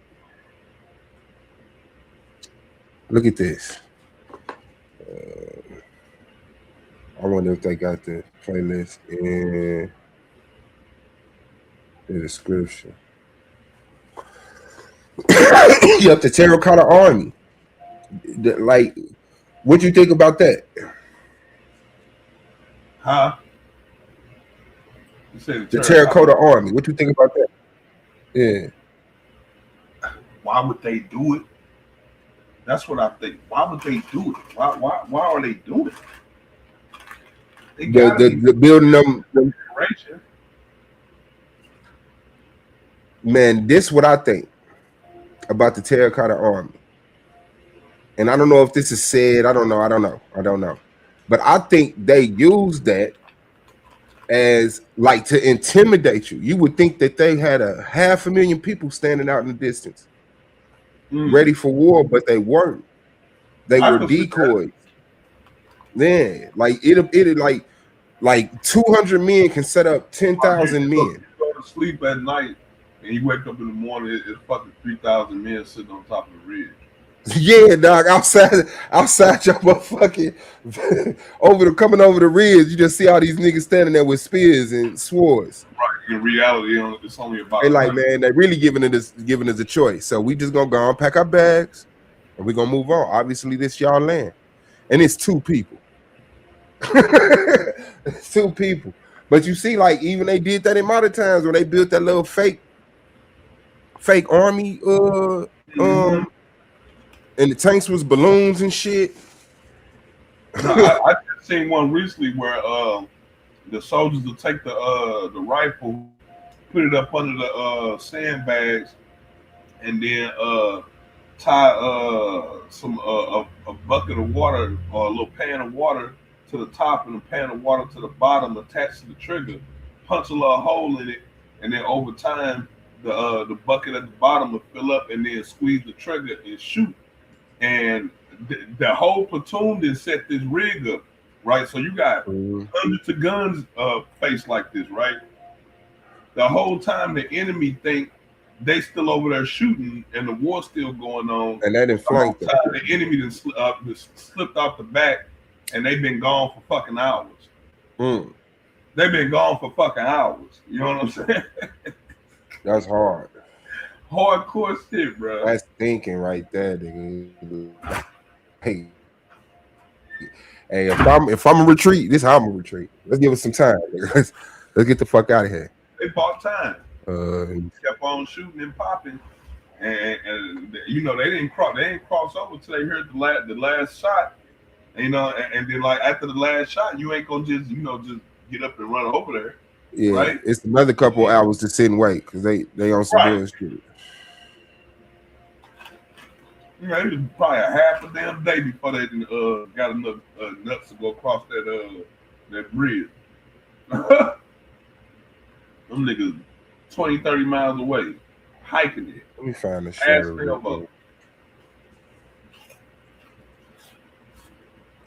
Hell nah. See, all that shit, dog. This shit is so fucking sophisticated. It's a tunnel system that go from down here, this is Moreau, all the way up there to fucking Alexandria, bro. All up there to the pyramid.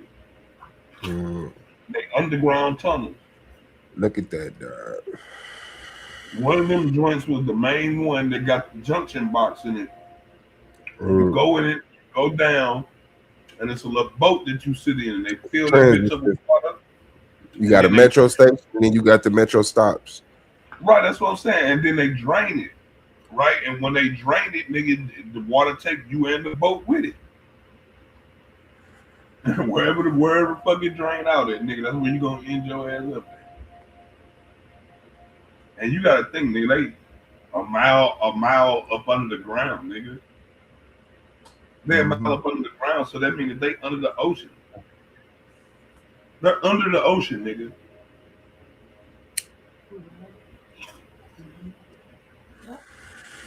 Think about that. And then you heard who did this? That is crazy. That is crazy. And the place I'm talking about look like this, but I don't think it's it. I think it's like in Peru. I don't think humans did shit like that. Look at this, dog. I don't think humans did that shit. You don't think what? I don't think humans did that. I know humans did it. Ain't nobody else here, fam. I know humans did it. Shit, man. And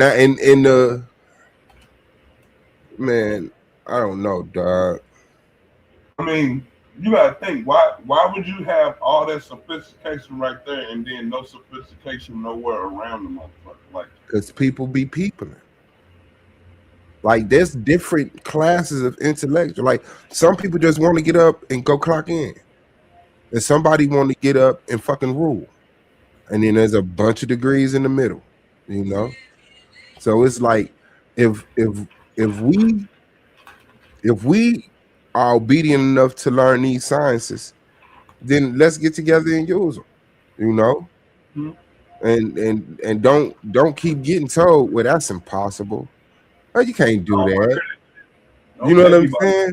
Like, no, I'm finna go get with somebody else who asks how. That's what I like. Shout out to Jock Fresco. If y'all ain't watched his shit, check out Jock Fresco. He was the starter of the Eden project. And I think they had something in Florida. I think they got like a compound in Florida. I think it's 2 of them now, but he's passed. But Jock Fresco, he was like, intelligent people, when they hear someone say shit like, he said the scientist talk, he said, well, I have an invention that's the size of a pen, and the tip of the pen can illuminate a whole city. He said the next scientist just asks him how. He don't say that's impossible. He don't say no, you didn't. He say how. You know what I'm saying? So it's like, yeah, I'm not gonna kick it. I just want to know how. And if you can explain it, then you can fucking explain it. But yeah, Jock Fresco is something else. We're gonna have to do a show on him too. We have to do a show on Jock Fresco. We're gonna have to do a show on Graham Hancock, and the show on what's the dude Graham Hancock be with, talking about the younger dryers. I get his name, but yeah, shit like that. And what is this sound actually saying? Because I want to know. Because they don't put the fucking name on top. I hate that shit. Oh no, they just fucking do it. Look at that, dog.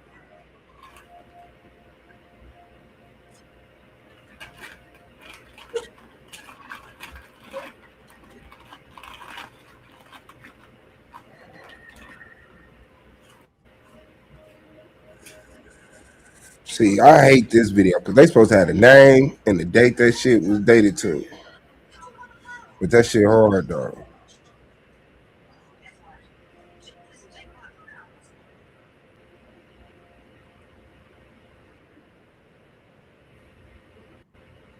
Let me see.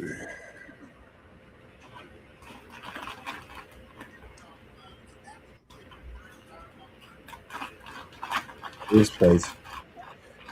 Yeah, I gotta go to another one that show what the fuck they talking about. But the shit be so. What is it? in your face. Like I don't know what you gonna tell yourself to think some retarded shit. Let me see. Was it in Peru? Let me see. What would it be called? Ruins? Where at? I'm saying these places just like this, they would be called like ruins. Right. Or lost. I should have put in lost advanced cities. Ruins around the world. Let's see. Okay, let's go through this. Let's go through that. 10 top 10 ancient sites and ruins around the world. Let's hope they be honest. Look like they already in fucking Scotland. Green. Yeah. Understood. Exploring ancient cultures, then this video is for you. Join us as we take you on a journey through some of the most fascinating and impressive ancient sites and ruins from around the world. Just get to it, lady. We start our journey with Cholula, located in the Yucatan Peninsula of Mexico. This ancient Mayan site dates back to the 13th century and served as a major trading hub for the region. Visitors can explore the impressive El Castillo Oh yeah, they on bullshit. They're talking about this impressive. Pyramid, the Temple of the Frescoes, and the Wall of the Wind, which served as a defense mechanism for the city.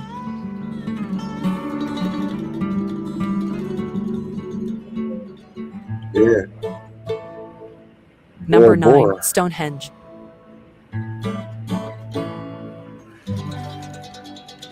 United Kingdom. Moving on to our next stop, we visit Stonehenge. All right, man. Yeah, I don't like this video, man. Incan Citadel They is got a one of the narrative. most popular tourist What destinations is in this? South. Number 8, Machu Picchu. Machu Picchu. I think this is what I'm talking about. We head to Machu Picchu, located in the Andes Mountains of Peru. This 15th century Incan citadel is one of the most popular tourist destinations in South America and is known for its impressive architecture and stunning mountain views. Visitors can explore the Temple of the Sun, the Intihuatana Stone, and the iconic Watchman's Hut. Look how big that shit is, bro. look how big. Were you talking about carving off the side of a mountain? What y'all doing? Finna carve the side of this mountain off right quick. What y'all That's- doing? Yeah, dog. And ain't no telling what's up under there, because all the forestry done grown off of it, or the forestry could have been that. They just Do you believe that shit when they say that some of those things are ancient trees? some mountains are petrified trees. No, Number Yeah. 7, Petra. no, I'm not saying it ain't possible at all, but no. Let me see.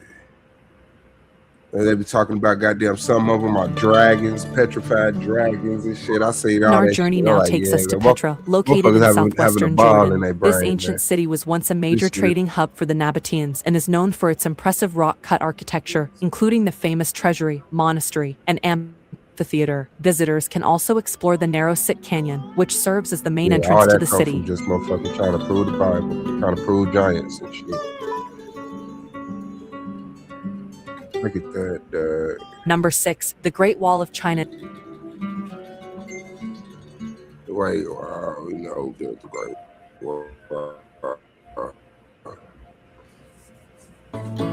Moving on to ancient Greece, we visit the Acropolis, located in Athens. This iconic site dates back to the 5th century BC and is known for its impressive temples and monuments, then my including the thing be, Parthenon, man. the Temple of Athena Nike, and the Erechtheion. Visitors can also explore the Oh, that's the ancient agora. sound button. I'm trying to rewind it. Let me see. Moving on to ancient Greece, we visit the Acropolis, located in Athens. This iconic site dates back to the 5th century BC and is known for its impressive temples and monuments, including the Parthenon, the Temple of Athena Nike, and the Erechtheion. Visitors can also explore the ancient agora, the Odeon of Herodes Atticus, and the Theater of Dionysus.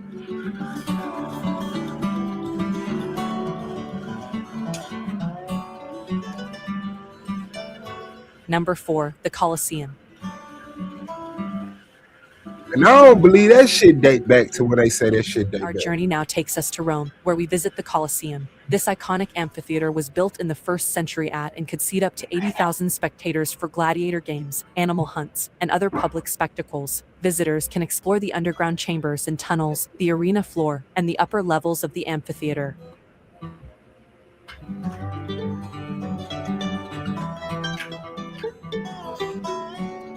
The amphitheater, that's something else you can incorporate into the league. Number 3, Angkor Wat. That could be like what you call the place instead of the chat, the amphitheater. Right. Cambodia. Moving on to Southeast Asia, we visit Angkor Wat, located in Siem Reap, Cambodia. This impressive temple complex was built in the 12th century and is one of the largest religious monuments in the world. Visitors can explore the I need shit, man. Pyramid, the Temple of the Warriors, and the Great Ball Court, which is the largest and most impressive ball court in Mesoamerica.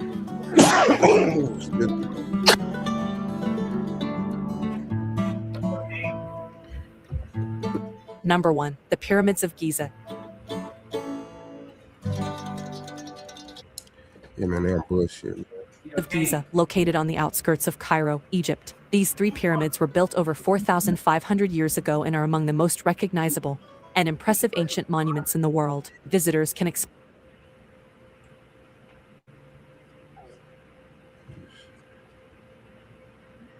Hopefully it's in this one. I know we was on Out of Place Artifact, but this is just to start the conversation, man, just to get this type of intellectual shit going down.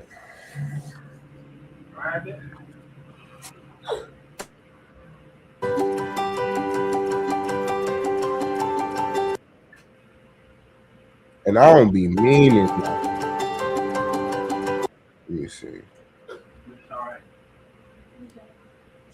Yeah, they talking about found by Burmese invaders. As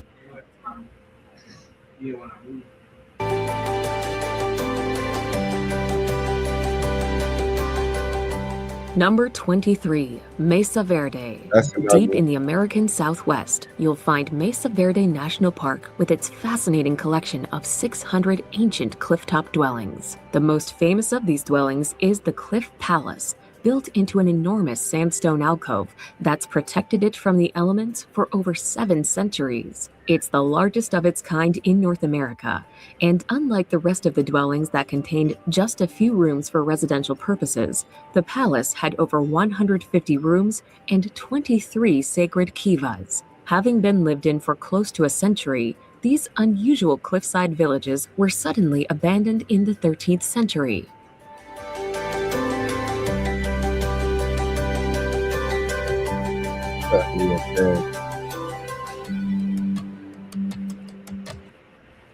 Yeah, that's vertical hard. rock face in Sri Lanka.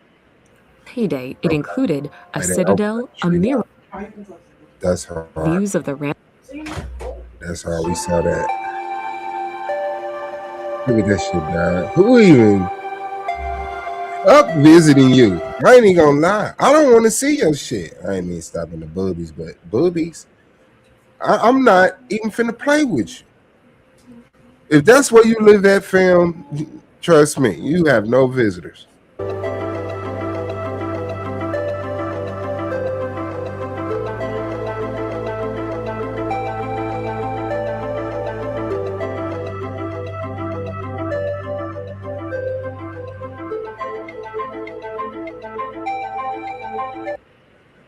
I wouldn't even go there as a tourist, man. You have to Is find me possibly one of the most impressive ruins on the planet. Perched on a cliff top overlooking the Judean desert and the Dead Sea in Israel, the site is hauntingly beautiful, dating back over thousands of and years. then this What's this wrong, is, this what I'm talking about, man. What the fuck is your Bible talking about? How do you call the Bible a historical fucking book and all this shit exists right in your motherfucking face? The pyramids of Giza ain't in the Bible. Petra ain't in the Bible. That was the weird one. It's like, How is it the pyramids in the Bible again? And you supposed to be in Egypt. Not to mention, didn't they dig Egypt out of the sand? Yeah, Like, yeah. How long has it been buried? And it ain't even in none of the apocryphal books. It ain't even. It's nowhere. If it's one thing supposed to be in the motherfucking Bible, with two things, it's supposed to be God and them damn pyramids. You got me fucked up. You were not there. That's an Arabian tale. So shout out to y'all. You can go over there where it's flat at, where the camels were. But that's another conversation. But yeah, man, how do we have all of this stuff and you trying to weave your story in all of this shit? Y'all didn't destroy it all. You didn't destroy it all. You thought you did a good enough job and you was gonna keep people ignorant. You underestimated ignorant people. You thought education was gonna replace common sense.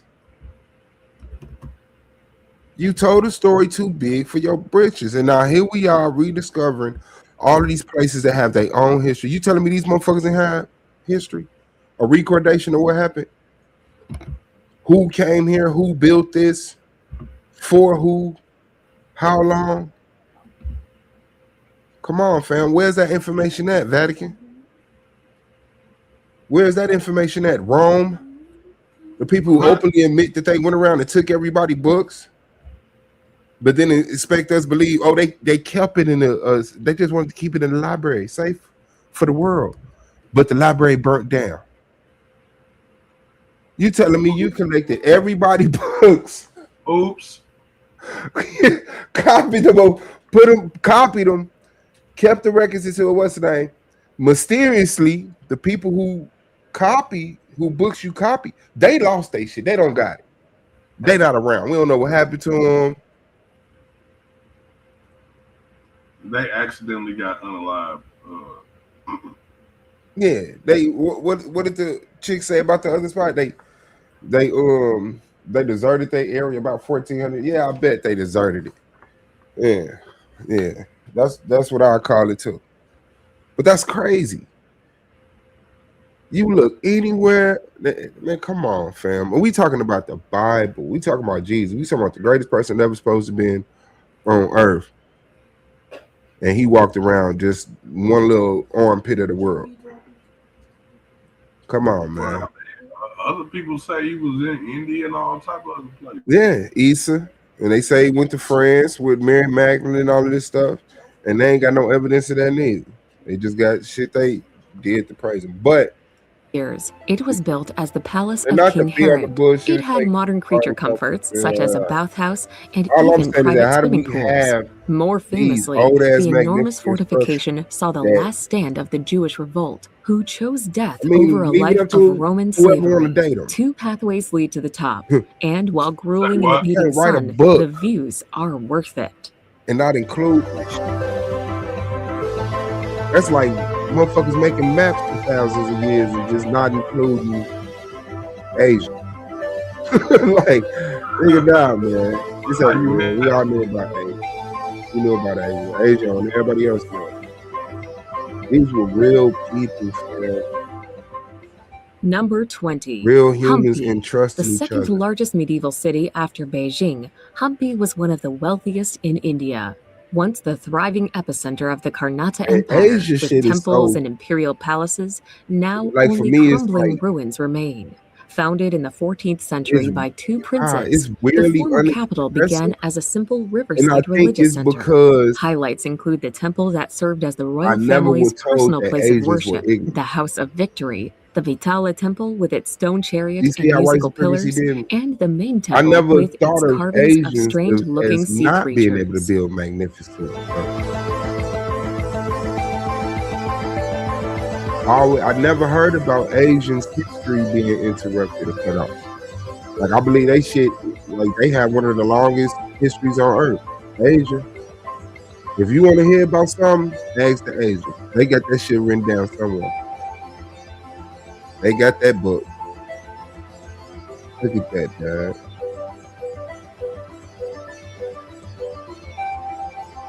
Shout out to the elephant. That's my homie right there.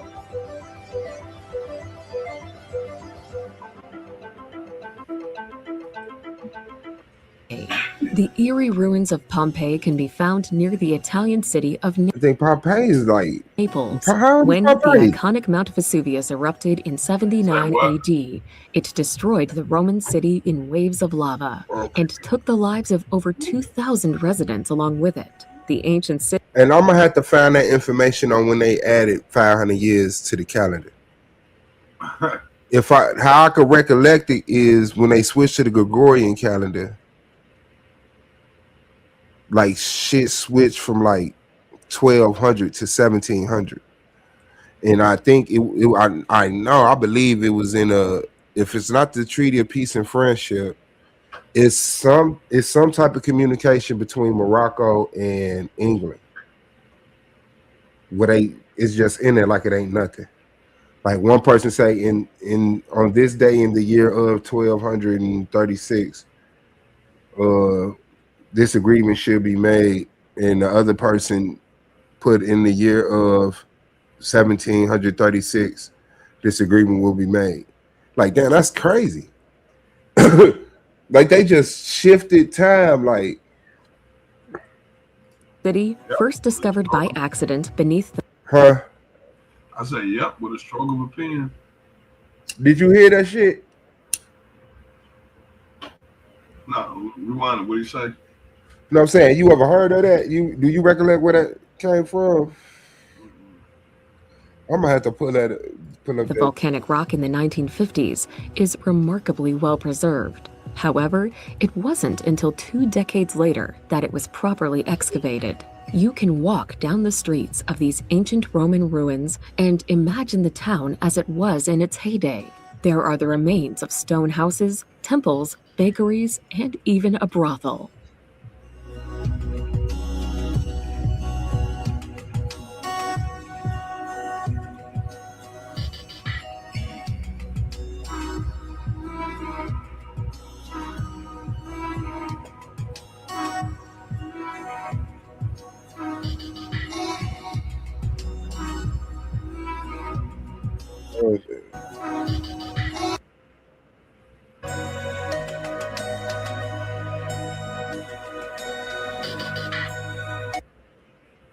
An hour's drive from Cancun, the Tulum ruins are the remains of an ancient clifftop fortress built by the Mayans. Walled on 3 sides, with the 4th open to the Caribbean Sea, the views are simply incredible. Even though it dates back to 564 AD, Tulum was at its prime during the 13th and 14th centuries. It was a powerful trading hub for jade, cotton, and cacao beans. Apart from the El Castillo Pyramid, the main attraction, have a look at the beautiful mural inside the Temple of the Frescoes. And go for a swim at Tulum's secret beach, surrounded by palm trees and sunbathing iguanas.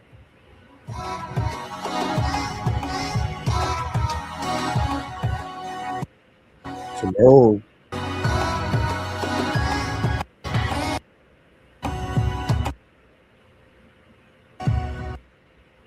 Ephesus, one of the most impressive Greek and Roman ruins. Man, these motherfuckers don't get the fuck out of here. A shout out to the Greeks though. I ain't just missing the Greeks from my life. I just said we know they lied about that shit. We know the Greeks built on top of other people's shit, and it said, "Ta-da, we been here." Like, you know, we don't know. We don't care what name we got to take. What's the name of these people? The Greeks. Okay, we the new Greeks. We are Greeks. Shit. Through every part of the city. Highlights include a series of ancient public toilets, the Library of Celsus, and Hadrian's Temple. It is also home to the 25,000-seater Great Theater of Ephesus, the largest outdoor theater in the ancient world.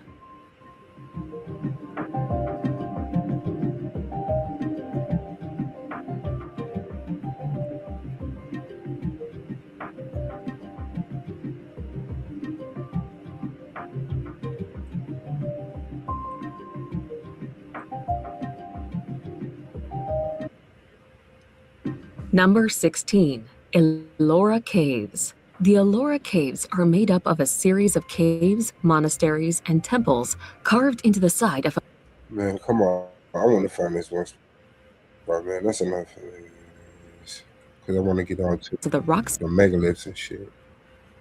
That shit hard. I like they dust that shit.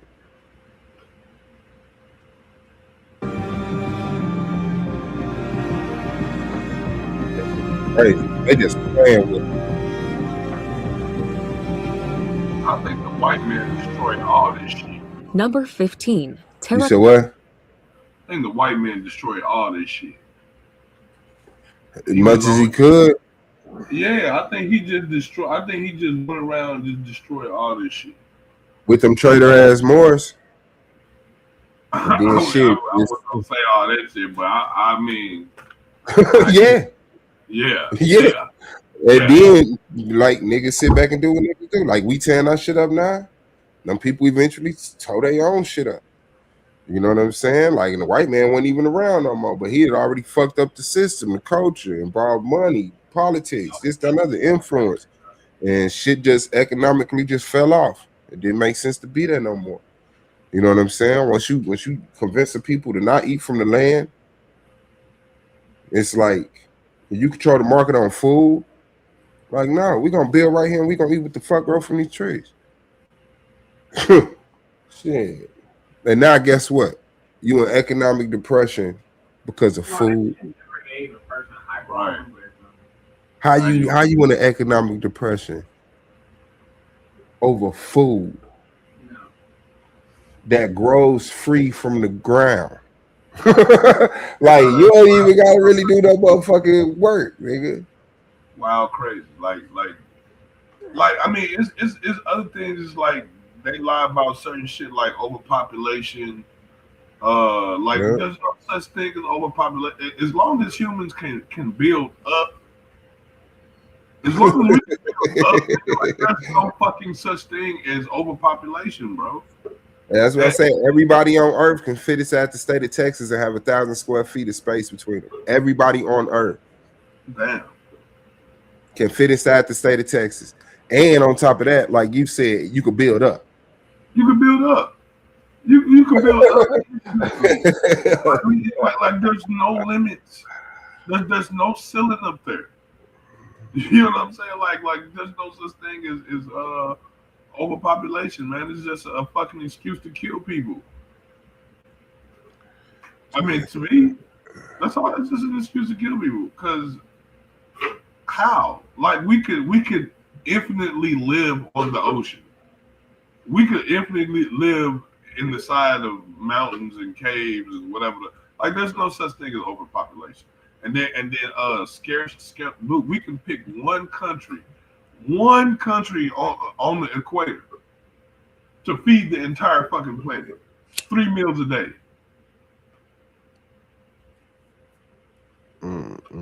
Produce food year round, non-stop.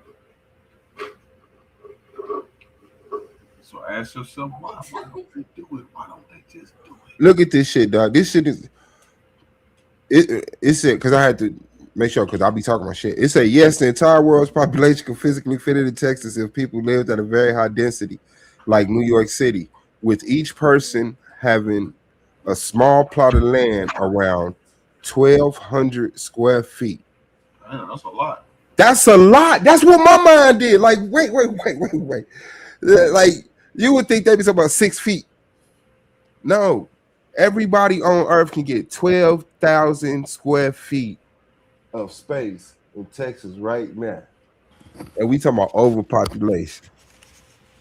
You know, like, and then you and your girl, you got 2,400 feet. You and your 2 kids, that's 4,800 feet. Like, you getting 1,200 feet. You know what I'm saying? Like, y'all sharing that space. So you not on top of each other. You just not rural as hell where the neighbors is down that way. What y'all say, a country now? Right. And then 60% of the earth is water. So what is overpopulation? You talking about the mentality of a motherfucker who got a plan. What that means is there's too many of you niggas on here for us. That's what that really mean, bro. no such thing as overpopulation. White people are saying the world is overpopulated with black people, and they want to bring that number down to what's ever on them goddamn Georgia Guidestones. No. And they're gonna fake a motherfucking Y'all coming boy, back, Bill Gates. huh? Y'all homeboy Bill Gates.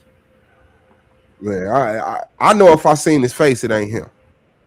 I'll tell you that. Who, It's Bill a Gates? million Bill Gates. Bill Gates can live and die, come and go to jail. It ain't the Bill Gates. It's somebody you don't. It might be a black woman.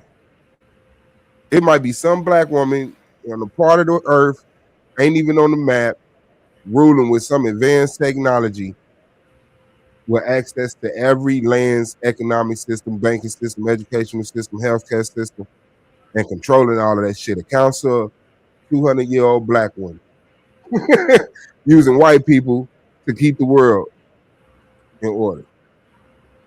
Like, goddamn, I don't know who it is, but I know it ain't Bill Gates. I know if that motherfucker on TV talking to us, it ain't him. That's a pawn. You're looking at an expensive pawn right there. We talking about control of the world. We talking about motherfuckers is talking about we got a space police. We got a space police. Yeah, that ought to be weird. We got a space police. Why do we have a space police? Because we're going into space. We've been in space, so it's on. What the fuck is in space to fight? Us. We're finna populate other planets. Right now, you can volunteer to get on a space shuttle. Bro, you only need police to police people. Ain't nobody. That's what I'm saying. Us. Listen what I'm saying. Right now, they're looking for 1,000 volunteers to get on a space shuttle, live and have kids and die on that space shuttle.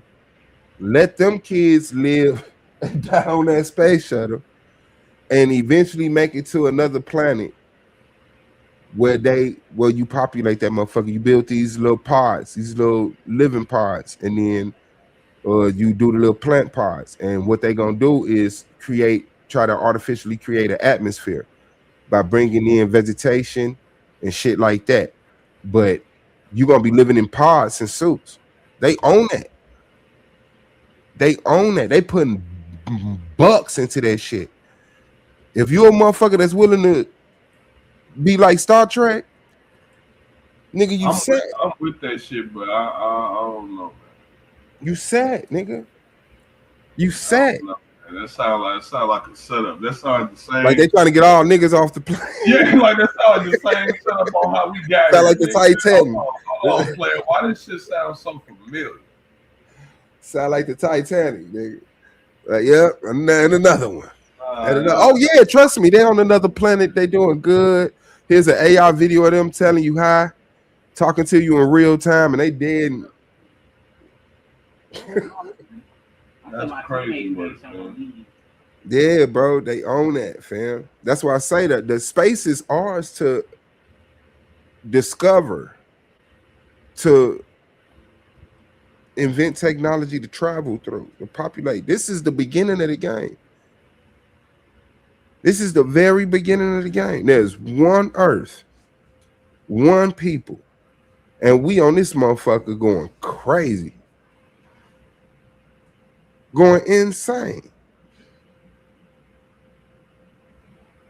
And then we letting people have a monopoly on Earth resources, which are free, create a labor system that uses you to do the work, keep you busy, so you don't even got time to study, travel the world, just stare at the stars, none of the shit that making humans intelligent. You just indoctrinated with stuff that has a artificial system of rewarding you, and so that's intelligent. Oh, you got that degree? I got that degree. I remember this information and I can regurgitate it. You're intelligent. But you don't even know what fucking plants smell like. You don't even know what the fuck an ocean look like. But you intelligent, little dumbass educated ass. But get y'all education. I'm not against education. I just think you have to have a healthy balance of both. But it's like you work till you're 65, 70, and then you go see the world for a couple of years with your ass tired. No, go see the world while you're young. Go see that you don't have to be here. This is a very small part of the world. Very, very minuscule. Like, I know too many people who lived and died in Gary. A tri-state area. They go to East Chicago, Hammond, Gary. You go to Chicago, you stunned. You be going to Chicago? Yeah. You go to Manville because that's where the mall at. But I know motherfuckers never even came down to Indianapolis. Never been to Ohio. Never been to St. Louis. Never been nowhere. They've been in those cities, bro. And the world big than a bitch. And been here a long ass time. Ain't gonna be here a long ass time. Ain't gonna be by time Earth does whatever it does and implodes or explodes or whatever. We gonna be watching that shit through some type of technology on another planet, celebrating that shit. Like, this is the death of the first Earth we had, and I look at it. We got 16 billion of these motherfuckers.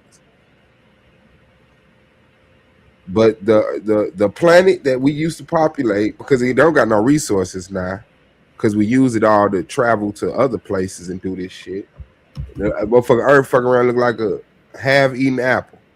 We done done so much shit about this motherfucker to populate other planets. Oh, look at something, we found something else we could build structures out of.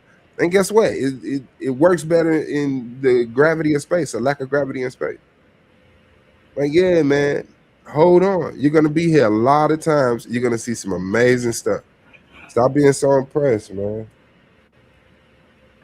Terracotta Army. The Terracotta Warriors are an impressive collection of thousands of life-size soldiers and horses. Located in Jian, China, there are around 600 underground pits. Look at that shit, dad.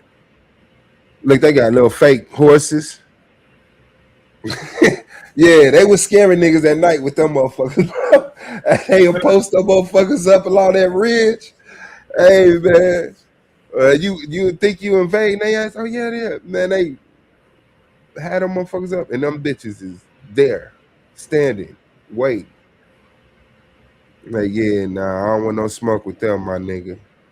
And all you need is a good, 100, 200 people in front of them moving around. It'll look like all them motherfuckers move.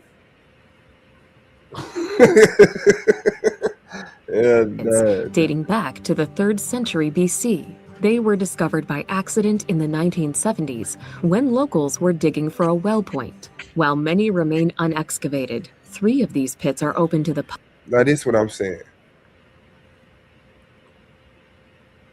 How does something like this have to be accidentally found? Who lost the records to this shit? What you mean? Like, how do you accidentally find the Terracotta Army when should be something that's well documented? This is China. Somebody knew about the fucking Terracotta Army, and it ain't. Yeah, and I mean, it ain't. Did they write about it and didn't discover it until the end, or like did they discover it on accident and then find books about it? Oh yeah, this was this king. Like, nah, niggas knew who this shit was, dog. Niggas knew who this nigga was. Public and are enclosed within the Museum of the Terracotta Army. Apart from their sheer volume, what's interesting about these clay soldiers is that every single face is unique. They were hand-carved with individual features and took around 40 years of craftsmanship in total.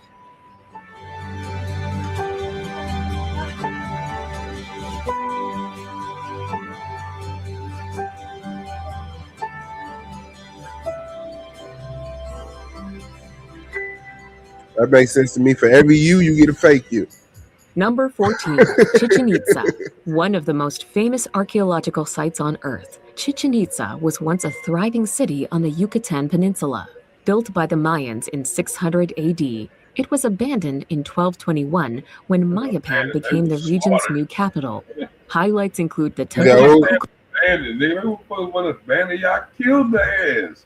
You feel me? Why the fuck y'all? That's what I'm saying, dog. Abandoning all this shit. Like, look at that shit. You think they just abandoned that shit? Abandoned that shit. We just gonna move out. And now it's homeless people in Washington, D.C. Like, hold on, fam. Wait. I'm gonna tell you exactly what happened. They got murdered. They got unalive. Hell nah. That's the only thing that makes sense. Genocide. And then you ain't even got.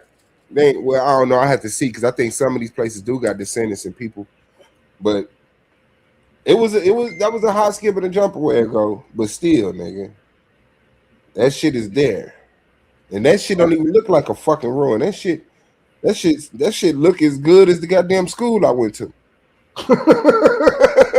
That motherfucking rocks ain't chipped off that motherfucker, man. Shit, a piece of my motherfucking high school fell off. When we was at school, when I was going there, it was nighttime. I was coming up the block. I'm driving up Harrison, Roosevelt. I went to Roosevelt, right on Harrison. I'm coming toward 25th, and all of a sudden, I can't make out what's in front of me. I can't see the street light because I know it's a street light coming up when I get to 25th, and I'm like, what the fuck? And then I just noticed it's like smoke. I'm like, oh shit! So I pull over. I jump out, I go knocking on everybody's door. I'm running through smoke. It's a big ass cloud, look like 9/11 down there. I'm running through that shit, knocking on people's door. Fire. I don't know which house on fire. Fire. People start coming in. I ran to the next house. It's a fire. Motherfuckers came outside, and motherfuckers come to find out the school across the street, the goddamn whole department fell off.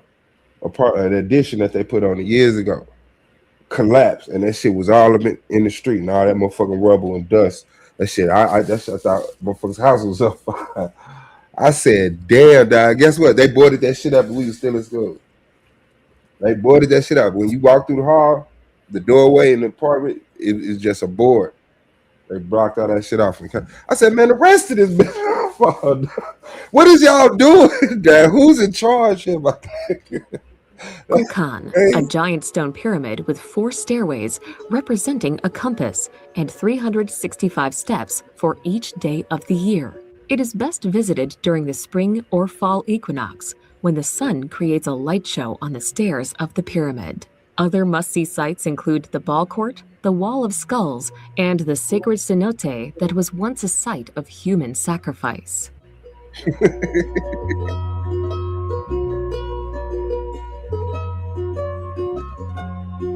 And then this is another thing. Okay, let me speak on the human sacrifice, man. All I'm saying is when you study death, you have to study death. And I believe that certain civilizations understood resurrection to degrees. Some, whether it was born with it, I don't know.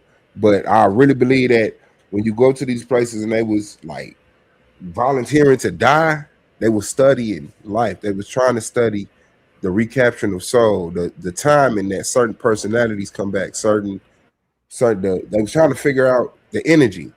They trying to figure out what is this life shit going on. What is this? How does flesh develop in a woman and then become alive? At what point does it come alive? Like once you die, where do it go? And what is it? Like I felt like they knew a lot of them answers. It was like, it's this. And this is how you do it. And I'm ready to die. We are all 1,000 of us agree to die right now so that we come back as this person. We taking this energy. We know that these certain type of people are born at this certain type of time. Now this certain type of time only comes along however the fuck many celestial goddamn years you got, however it go. But these people will volunteer for their energy to be released to come back as this person several times over at the same time. Like that shit could get deep like that. Like they figured out how to birth Jesus. They figured out how to birth a savior, a messiah, a smart person, a scientist, an artist. Like they knew how to utilize that energy and send it back in the body through whatever is out there, whatever the collective energy is. But I believe that they knew that shit. And yeah, they wasn't getting drugged in that motherfucking murdered. Like they was going in that bitch to be reborn on purpose, man.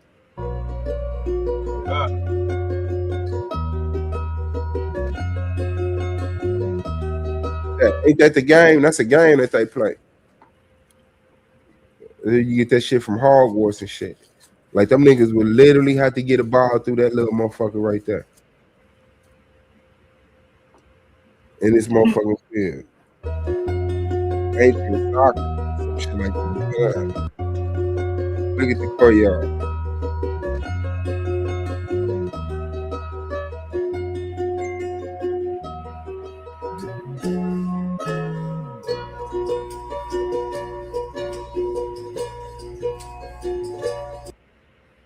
Can be seen from any corner of the city.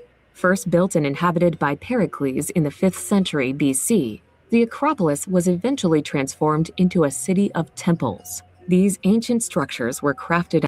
I told you, the Greeks always just find some shit. Everything Greek got two different type of bricks. They the ones who fucked everything up. Look, they the ones who keep finding everything. They just so happen the ones be finding everything. Yeah, that's because y'all did it. That's how y'all got where we did it. Y'all know where that shit at? You did it. Like, what's it ain't left. Been there. As I say, everything Greek got two different type of bricks: the original and they reconstruction. Well, they went about the Hellenized Greek, the Hellen Greek. Mm-hmm. Before it was called Greek, it was called Hell. Hella. Mm-hmm. Acropolis, topped by the Parthenon, can be seen from any corner of the city. First built and inhabited by Pericles in the 5th century BC, the Acropolis was eventually transformed into a city of temples. These ancient structures. Right, and then listen to what she said. City. First built and inhabited by Pericles in the 5th century BC, the Acropolis was eventually transformed into a city of temples. These ancient structures were crafted out of bronze and marble, and some were even gold-plated. Restorations are still ongoing, but don't be surprised to find scaffolding still in place.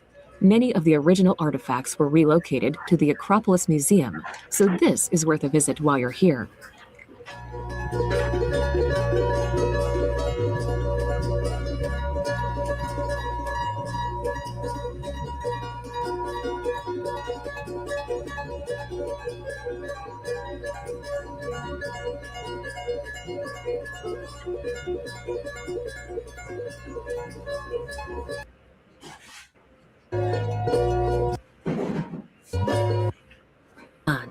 The ancient city of Bagan is a captivating temple town in Myanmar. Once the capital of a powerful kingdom during the 11th and 13th centuries, it had over 10,000 temples, monasteries, shrines, pagodas, and stupas. 100 AD. Don't miss the Temple of the Two-Headed Snake while you're here. As one of the tallest pre-Columbian structures in the Western Hemisphere, climbing to the top will treat you to incredible 360-degree views of the rainforest and beyond. Number 10. Karnak. The Karnak Temple Complex in Luxor, Egypt, is impressive due to its sheer size. Covering an area that's larger than most ancient cities, it's dotted with temples, obelisks, and shrines. And that's one of the things I'll be saying look like a mega chip instead of a microchip. Like, yeah, I know what you're talking about. That motherfucker look like that. Microchip was the whole city. Yeah. And what was it powering? The city. It was providing the city with air. That city is made to power something else. No, because I believe it was like, okay, because you know the ley lines, you know the organic informational grid that surrounds the earth, right? Right. You ever heard of that? Yeah. The ley lines. Okay. Yeah. So in these ley lines is information. The ley lines have a relationship with the earth. So just like, oh shit. Okay, just like how you know how in a forest, every tree knows about every tree. Right. You ever heard of that? Okay, because they got an underground system of nerves. They roots is an underground system of nerves. Where one part of the forest would be affected by the other part of the forest. Trees that have a problem growing, other trees will regress in taking in nutrients so that tree can get more nutrients. Really? I thought they'd choke each other out. Yeah, no. I mean the tree. I don't know if it's the family of trees or this, that, and the other, but yeah, nah. But okay, so the ores of the earth have a certain relationship with that ley line. There's certain intelligence that go through the earth. Okay. And using those components from out of the earth, you create things like cell phones and computers, televisions. Like, wrap your mind around that. You use parts of the earth to make these instruments. So the earth has this power in it. It's right there in your face. But the earth don't need a television. It has something greater than the television. Like, it doesn't, like, it's impressive to us, but not to what existence is. So this information, this grid of information that goes throughout the earth, we could build certain structures that manipulates that. So like, this whole city will be like a cell phone, and you would have your staff. When you look at a lot of these ancient people that got these staffs, on top of these staffs, they have this stone. They have something, the animal.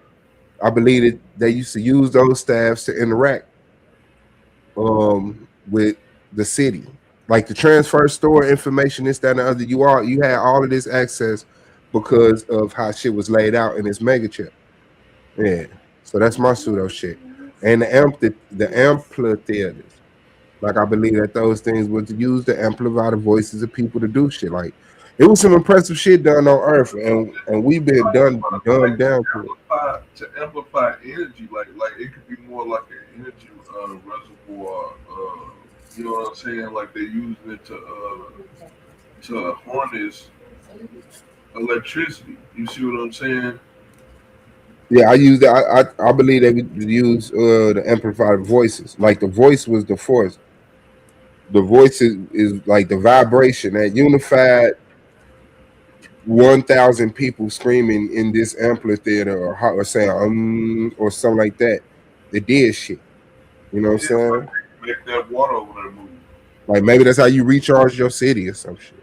I don't know. Yes. Yeah. Yeah. And like, when you get a chance, I want to pop up some of these knock questions of the day. They all off topic too. Oh, you got some back? Okay, I got you. Laura, you sounding very low, huh? What'd you say? You're sounding very low, so I don't feel you need to stand closer to your phone. Okay, so we just gonna take a momentary break. You know what I'm saying? Just to spice it up real quick. So here's a Naga question of the day: would you rather eat deep fried koala bear ears or raccoon bacon? Come on, chat, chime in for us. I'm gonna say raccoon bacon because the deep fried koala bears looks like a fucking koala bear. Like, don't give me no animal looking like an animal. Well, I would just like the deep fried koala bear ears, like just the ears. No, you got to get the whole bear. No, you said it got to be a whole. It got to be the whole deferred bear. I'm gonna go with you and go with the raccoon bacon. I'm gonna be honest with you. I just can't see eating a koala bear. They just too cute. So I'm gonna go with the raccoon bacon because it's fuck raccoon. What about you, Jose? Cuz now, if you'd have said koala bacon, I'll be honest. Bacon sounds better. A1, cuz koala bear, deep fried koala bear, raccoon bacon, man. Hey, in the chat, whatever's on the menu, man. Hey, I ain't chat. picking. One for deep fried koala bear, 2 for raccoon bacon. Holla at your boy. Next question. Hold up. Next question. But you got raccoon bacon or what? Oh no, man. But we try to get a pound of that. Okay, so the next Naga World Nexus question of the day. The human female menstrual cycle, is it influenced more by the sun or the moon? Moon. I'm gonna say the sun because the obvious answer is the moon, and I think Right. I think maybe you actually looked it up, and we all got the Mandela effect on what controls the menstrual cycle. So I'm going with the sun. It's moon. Yeah, I'm gonna go with the sun too. I'm gonna go with the sun just for the simple fact that it's the biggest electromagnetic. Oh, you didn't look it up? Nah, God damn. no, I didn't look it up. I just came up with the question and just Okay. boom, that's the question. Yeah, I said think it's moon though. I think it's moon. You say the moon? Yeah, a lot of things on Earth are influenced by the moon, so I'm gonna go I with. don't think shit influenced by the moon. The ocean is influenced by the moon. I don't believe that bullshit. Oh shit. Koala bear. Okay, next question. Naga World Nexus question of the day. Oh no, my bad. This is just to let y'all know, like if y'all go to Naga World Nexus Facebook group, we are currently accepting PDFs. Like we got a grand PDF library that we building. So if you got any PDFs on your phone or your computer that you don't mind parting with, you know what I'm saying, please go to Naga World Nexus and just upload your PDFs, man. You know what I'm saying? We got a lot of people that go in there and just like to read. And so it's a wealth of information in there from all different type of topics. So, you know what I'm saying? Make sure y'all step up in the Naga World Nexus Facebook group and add to the library. Next question. Okay. If a woman had 3 or more abortions, should she be labeled a serial killer? Now you No. know. That's a very serious. Now we didn't put no color on this. We just saying she has more than 3 abortions. Should she be a serial killer? Hey, one, cuz you can't be silent on this one, cuz. Yeah, I'm going now. What's the question? If a woman has 3 or more abortions, should she be labeled a serial killer? She's a serial abortionist. Serial, yeah. What he's just said. Not a serial What killer. you say, Jose? Well, it's a legal question, and no, she cannot be legally. She cannot be labeled a serial killer. Morally, we could say so, but legally, no. Yeah, well, I'm saying moral. Okay, let's throw that in there. Morally, if she's morally a serial killer, No. Serial I'm abortion. gonna say yes if she's doing it just because she doesn't want children. Sometimes there are medical reasons why. But if you're just doing it just to be doing it, yes, you're definitely killing. You're definitely snuffing out life for no reason. next question. All right, here we go. Naga topic of the day, right? The origins of the source of morals, light or darkness, good or bad. Where does it come from? It comes from humans. Oh There man. you go. Man. Oh man. See, I hate these extra logical ass niggas, man. That's the only thing I can answer definitely. What you- I know it came from men. What other answer would there be? You determine what's moral for you. I'm saying I believe that the source of morals literally comes from the differentiation between light and darkness. And I think we instinctively call things that are in the light or of the light good, and things that are darkness or of the darkness or of the night bad. Well, Well, no, that's that not doesn't- well. That's not that. Once again, deals with your culture and how you look at light and darkness. Yeah, because I don't look at light and darkness Because as the bad. ancient, because in the universe, everything comes from the dark. Light came later. Oh Space man, is you don't dark. believe that. Come on, man. Let's stop that. You don't believe I mean, that's his opinion. But No, it's not, all it's I'm not my saying- opinion. It's He not my don't- opinion. yeah, I mean, He or just- whatever. Dark. He just been a devil's advocate. He don't really But believe. No, all no, I'm saying is that no. light Space and is darkness don't hate each other. Light No, and but here- darkness no. complements each other. They have an agreement. But here's what I'm saying. No, dark. Everything in the universe starts from darkness. The universe is in darkness. You are in darkness. For no, that's not true. That is not true. Why would you tell the people that, man? That is not true. Hey, listen. You accepted his answer about the bacon. You accepted his answer about abortion. You got to accept his answer now. All right, man. That's his answer. All right, hey, one man, what you say? Cuz where the source of morals come from? I don't know. He said my mama barely belt. paying attention. I'm over here trying to fix something. I'm listening though. We're gonna let y'all off the hook on that one, man. But we're gonna come with more questions of the day as they come to my head. I'm gonna jot them down and I'm gonna throw them at y'all ass. Shout out to him. Back to the previously scheduled program. Yeah. So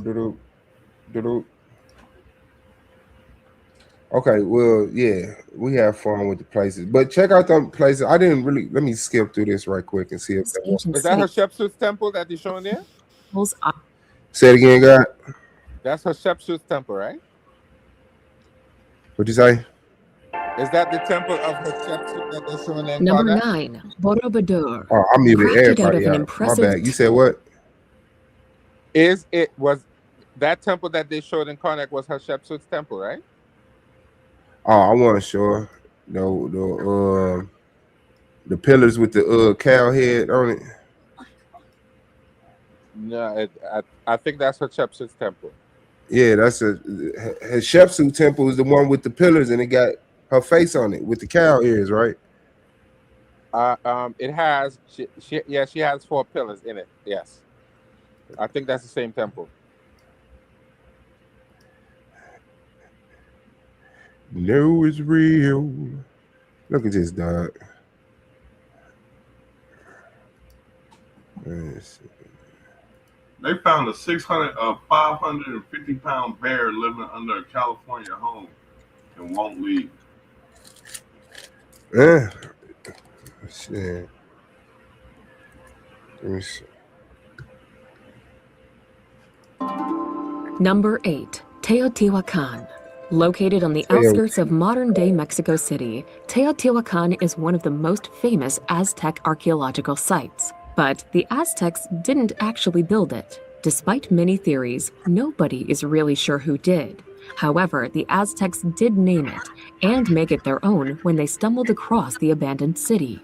In its prime, it was the largest city in the Western Hemisphere and home to a plethora of residential compounds and pyramids. Today, its 2 iconic pyramids, the Temple of the Sun and the Temple of the Moon, are the major highlights. Stroll along the Avenue of the Dead and visit the citadel of the Temple of the Feathered Serpent.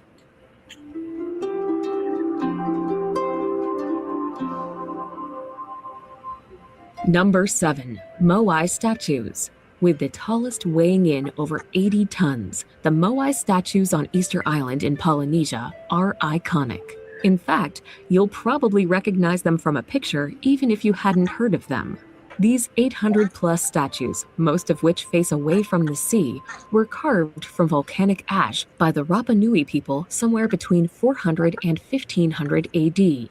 Likely created using rudimentary basalt stone picks, each of these enormous monolithic statues would have taken close to a year to complete. There are many theories as to why they were built, including as a way to honor important clan ancestors, and because of a belief it would improve the soil.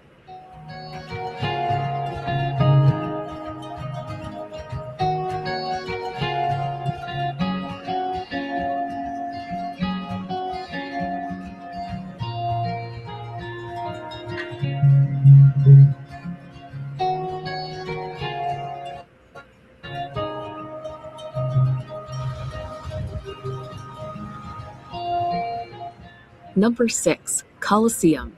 One of the most iconic Roman ruins, the Colosseum was an ancient gladiator arena. Unveiled in 80 AD, the 50,000-seater amphitheater was used for staging various events. These included animal fights and bloodthirsty gladiator battles where contestants would fight to the death. The architecture of the Colosseum is impressive even by today's standards. The outer walls are made up of 3 levels of archways topped with Ionic, Doric, and Corinthian columns. In its heyday, they were decorated with marble statues. The top level once supported an enormous awning that sheltered spectators from the elements.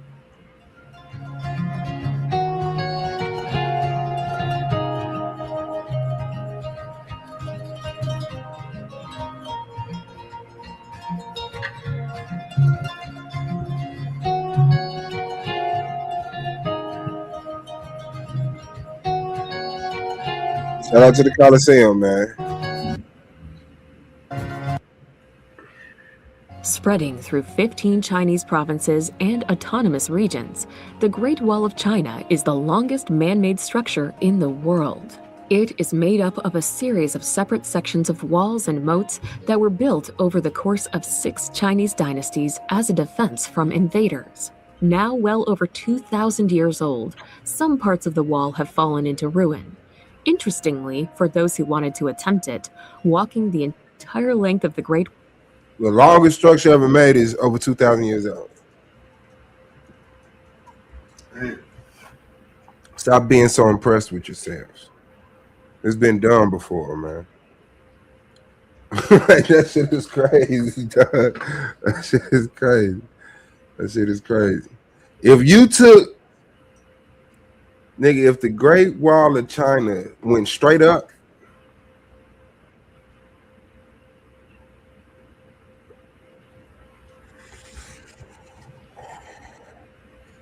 let's do our Googles. How long Great Wall? 13,000 miles. Okay.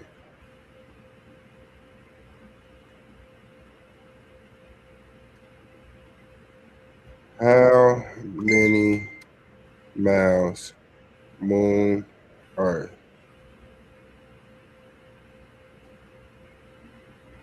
Two hundred 238,855. God damn. Okay. How far? What did I say? What was the Great Wall of China? 13,000?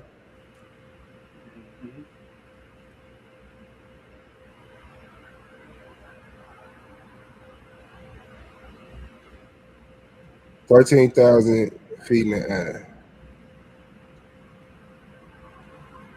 Hold on. 13,000 miles. Oh, yeah, that's hell far for the Earth.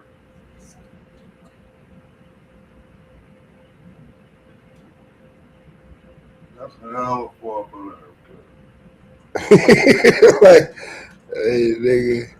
Nigga, it's only like 70 miles until you get to like the outer space, nigga. From the ground up, it's like 70 miles, bro. Yeah, I was gonna say, how far is it? Let me see. Yeah, it's like 70.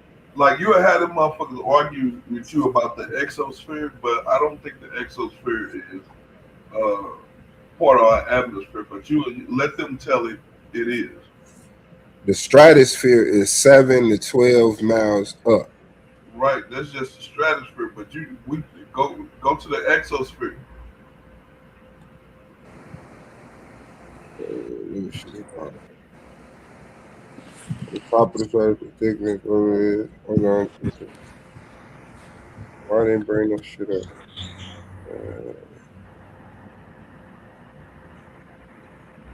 Exosphere.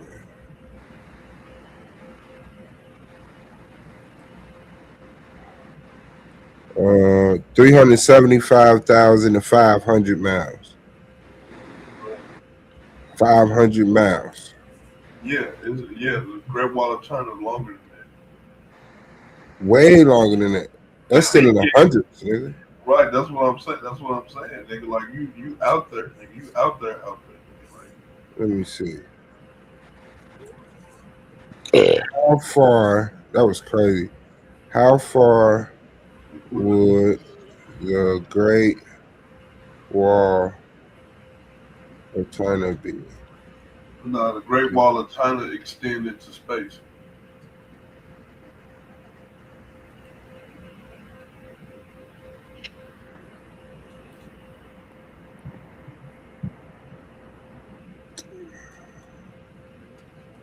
Man, see, I hate AI now, dog. You used to be able to look up shit. Let me see.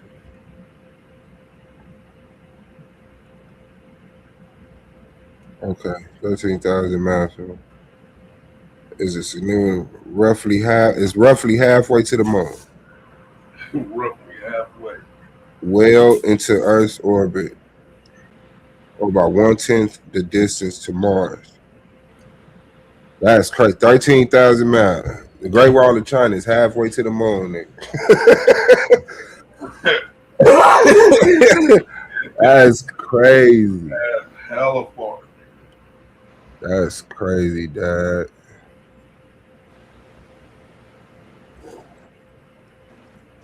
That's Machu Picchu. Yeah, Man, what's the place? Let me see.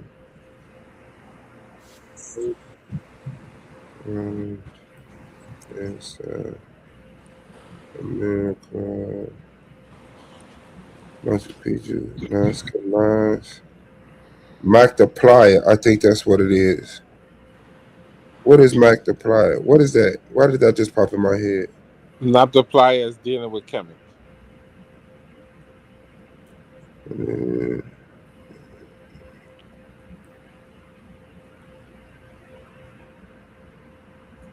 That would be Magdiplier would be pre-dynastic Kemet.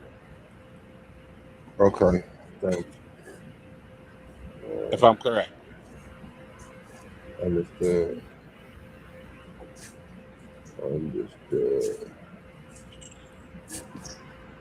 When I find that motherfucker, I'm gonna see what's up with it. Okay, let's get back. Let me see. What was this play? Oh yeah.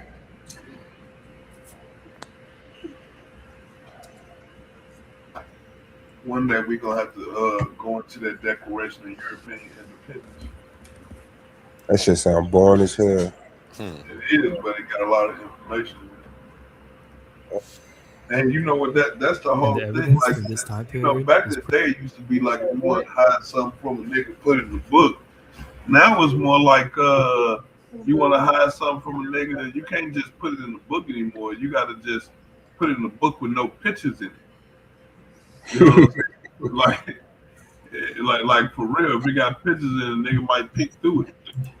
If it ain't got no pictures in it, that nigga's not gonna read that book. Okay, so this is something I found out was French physicists discovered something incredible in the West African mine. Buried deep underground, they found evidence of a natural nuclear reactor that has been running for hundreds of millions of years. To this day, the Oklo reactor is the only known example of a natural nuclear fission reactor. It was formed over 2 billion years ago when uranium-bearing minerals in the Earth's crust underwent spontaneous nuclear fission. This process ended up releasing huge amounts of heat and radiation that created a self-sustaining nuclear chain reaction. Over time, the heat from the reactor caused groundwater to start circulating through the reactor core, and it produced a cooling type reaction that prevented it from getting too hot and melting down. Because of that, the Oklo reactor managed to operate safely for hundreds of millions of years. The discovery of the Oklo reactor plays a huge role in the future of nuclear energy. First thing, it shows that natural nuclear reactors are possible. Second, it suggests that it might actually be possible to create man-made reactors that are safe and sustainable for long periods of time. This reactor is a mind-blowing example of how nature can create conditions.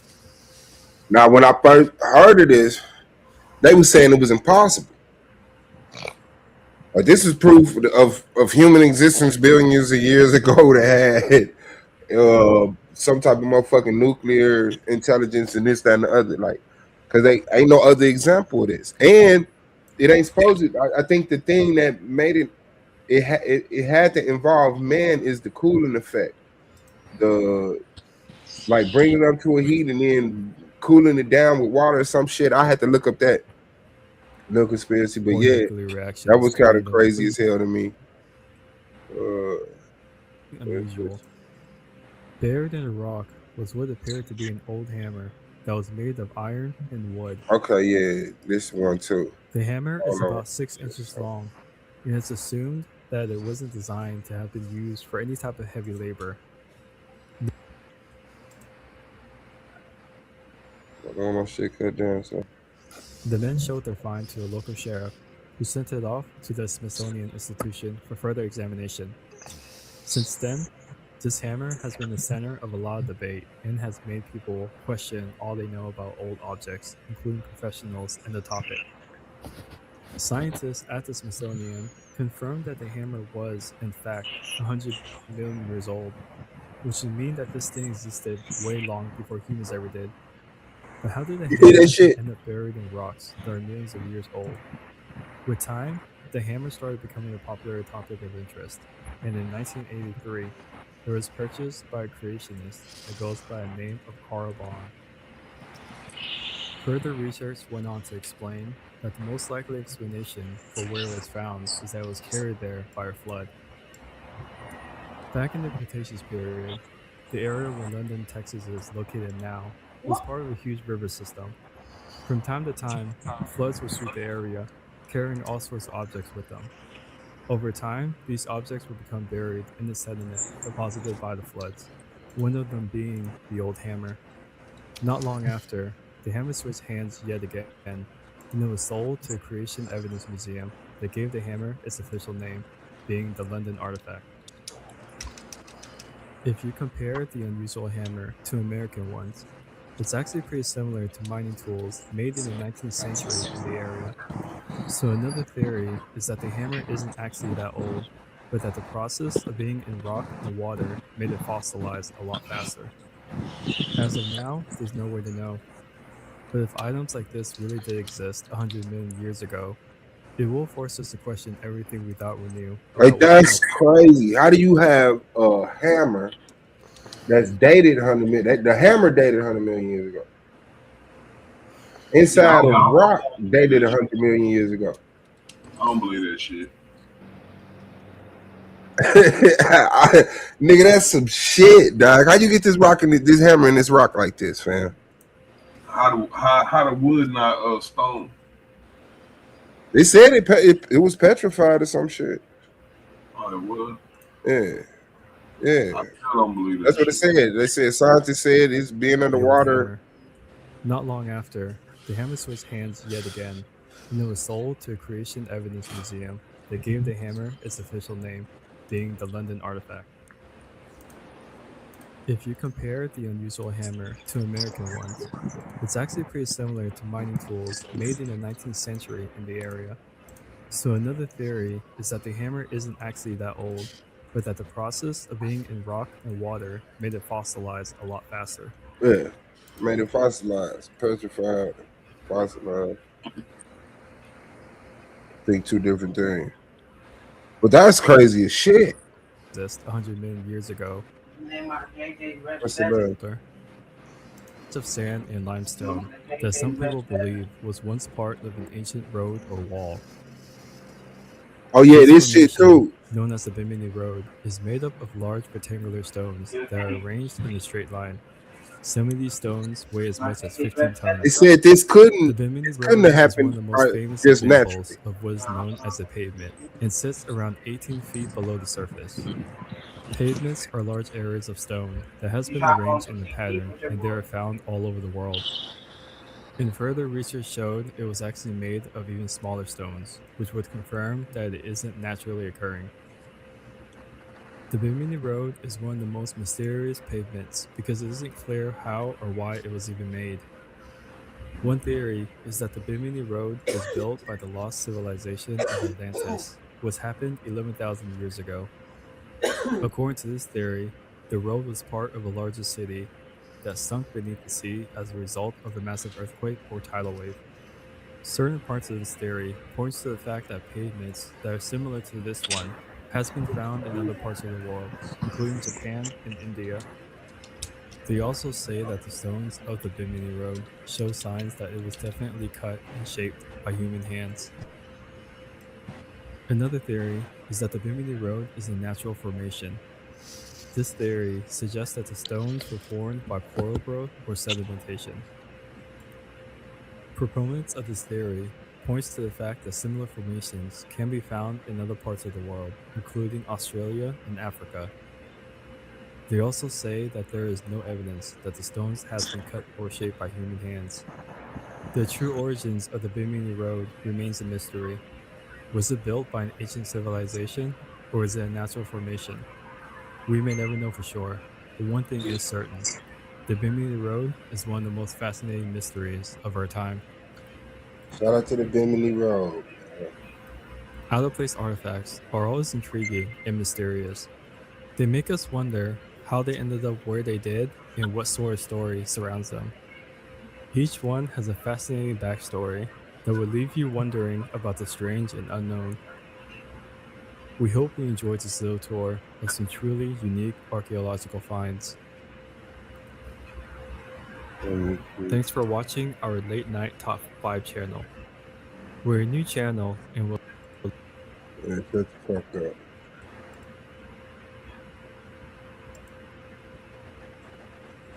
Now, this is one of my theories. I believe that dinosaurs walked with men. I don't believe that dinosaurs. Welcome to the 5th video Millions of in our years Out-of-Place before man. Artifacts I series. believe, For those who man, don't know, Out-of-Place Artifacts, also known as OPARTs, are prehistoric Hold on, let me objects that mute show a it out level of technological advancement What? that wasn't present in their time period. So let me mute this out. You said what? I believe a man killed the dinosaurs. We hunted them all down. No, I believe they died in the catastrophe. No, The man. larger I think our larger. ancestors were way more vicious and way more thorough than we are today. And I think anytime you get a group of 50 to 100 pissed off little ape-like creatures running around with sticks, 20 sticks, I think when you mix that with a warrior culture and you ain't a man unless you kill one of these motherfuckers. I think when you mix that shit, I mean, like, think about the type of stuff man do today. Like, we jump out of airplanes, deep sea dive, we do some pretty death-defying things, and we do it all for like thrill seeking. I mean, imagine living back then. Like, imagine the thrill that was to chase down a dinosaur and kill it. But that's what I'm saying. Like the I think I know probably 1, 2. I think it's but when we look at the dinosaurs, they're not like brutalized. Like when we find dinosaurs, they're not like eaten or not like it like there was this obvious flash flood that murdered their ass. You know what I'm saying? So that's why I take that into consideration. Did we hunt dinosaurs? Possibly, but there's not like a super duper abundance of information because I do got this. We hunted down the last of them. How about Nah, I don't believe so. But I know it was like a woolly mammoth that had some type. They found his bones with some type of tool marks in it, or some. It was some that weren't supposed to be with man because I used that as part of my argument that I might still have that power for it. These objects continues to be a subject of debate among scientists and other conspiracy theorists. Scientists try to settle the matter by giving examples of natural phenomena, while others believe that it's evidence of highly developed ancient civilizations before humans. A tiny majority also believe that some of these findings are evidence that aliens landed on Motherfuckers always go still to fascinating aliens, finds man. that raises more questions than answers. So here are 5 more out-of-place artifacts that I think are very interesting to talk about. Motherfuckers love them some aliens, man. The Kozo artifact. Whether you're an engineer or not, you might have remotely heard of a device called a spark plug. They're an integral part of everyday vehicles as they assist in starting the engine. The Kozo artifact is a spark plug that was found encased in a lump of coal or hard rock, also known as a geode. It was accidentally discovered on February 13, 1961 by 3 people named Virginia Maxey, Mike Maxwell, and Wallace Lane. They were searching for sedimentary rocks for the gift shop near the town of Atlanta, California. When they returned to the gift workshop, Mike started to sort what he thought were geode rocks. His diamond cutting saw blade got damaged when cutting through the cross section of a geode. Once inside, he couldn't spot the regular cavity of a geode, but shiny metal responding to the magnet. Virginia Maxey, one of the founders of the Kozo artifact, repeatedly claimed that this was either a 100-year-old or 500-year-old object, a vast difference in both numbers. Donald Chiddick, a very vocal speaker about the origin of life in Earth, said that this artifact further refutes evolution, as evolutionary models failed to indicate such sophisticated technology long ago. When Virginia was questioned about the dating method used to confirm the age of the spark plug, motherfucker. Okay. she was unable to provide any specific. He said what? I was like, yep, that's how it goes. Specific answer. The scientific community responded by saying that the Kozo artifact wasn't a prehistoric device. It might have been a 1920 era spark plug that could have powered the Ford engine or was used in mining operations. They believed that there was a serious error with the dating of the spark plug, as transportation, erosion, and other environmental changes can mislead the results. They also compared it with the original spark plugs from the 1920s and found both of them to be quite similar. After the investigation was complete, Stromburn had asked Chiddick to retract his statement, but he never did, and continued to repeat his claim publicly, and also in his book, The Puzzle of Ancient Man. He was of the opinion that this spark plug was used to power combustion or jet engines that existed a long time ago. So what do you think the Kozo artifact is? Is it even a spark plug? Or something else that had gotten lodged into a rock thousands of years ago? Let me know what you think. 2.8 billion-year-old spheres. These spheres, also known as Adelsdale objects, were collected from a mine in South Africa in 1992. They were found enclosed in 3 to 3.1 billion-year-old pyrophyllite deposits. Their discovery led to wild speculation, with some people claiming that these spheres were molded by human hands. Scientists have claimed that these naturally formed mineral masses are not man-made objects.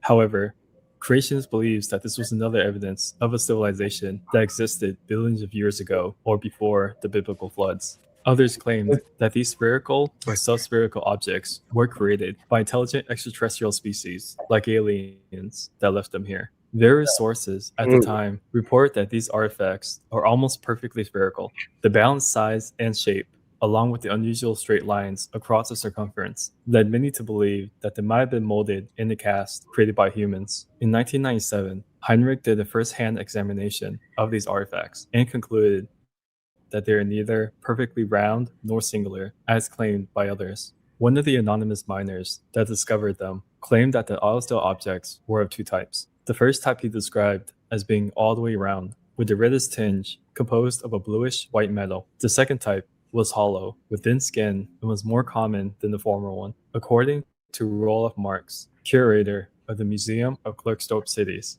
these spheres are very hard objects, with a fibrous interior and an outer shell around them that cannot be scratched even by steel. Upon visual inspection in 1998, Carnes Cross speculated that the first type was the mineral pyrite, while the latter was a natural iron carbonate material. Interestingly, few of the Adelsdale spheres have grooves around the surface, for which there is no specific explanation by the creationists. Scientists, however, argue that grooves encircling these globes show the growth marks of these minerals and are not artificially inflicted. Similar balls, known as Markey marbles or Markey balls, were found in Utah and are considered to be 2 million years old. Upon research, geologists concluded that they are also composed of iron as the main component. The first theory was that these balls are of a piece of meteor that crashed on Earth millions of years ago. However, legend holds that the ancient tribes in America would play with these marbles and use them to convey messages.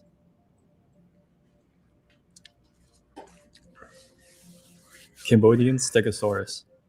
This story revolves around Ta Prohm in the country of Cambodia, but more specifically, the carvings found on one of the walls. At face value, the carving represents a Stegosaurus, one of the plated dinosaurs that existed in the late Jurassic period. Nevertheless, the Buddhist temple is said to be constructed in the 12th and 13th century, so it's understandable that many believe that the carving is ancient as well. More than 80,000 people were involved in the temple's maintenance including court officials and entertainers like dancers. Fast forward to today, Top Prom is an isolated tourist spot, mostly engulfed by overhanging trees. So the main problem with the Stegosaurus carving is that non-avian dinosaurs became extinct 58 million years ago, according to conventional history. This is far before any human existed on planet Earth to actually see what a Stegosaurus used to look like. This is worth mentioning that not everyone believes in the evolutionary model as laid out by scientists. In fact, and that's like, how do you explain that? How do you explain the ancient people having a carving of a dinosaur in their artwork? Like, you had to see one of the motherfuckers. And then remember, I believe it was a story of like Marco Polo or somebody said they went into South America and they found a civilization that was still dealing with dinosaurs. Like, I don't know, bro. They say that they have some dinosaur-like monsters still living in the Congo too, huh? Man. That's hard. Creationist believes in the exact opposite. That is, that humans and dinosaurs coexisted around 10,000 years ago. This serves as a conventional explanation for them as to why such an accurate carving existed if humans never saw this species. Paleontologists are professionals who study fossils and ancient objects to better comprehend people that existed before historical records. Their stance on the matter is that there is no solid verification that this carved creature is ancient. In addition, they point out that if the engraving is viewed closely, then it hardly resembles a Stegosaurus. The head is relatively large, and it appears to have long ears and a horn. The plates on the back of And it's another one. It's a stele with it looked like two dinosaurs. Let me see.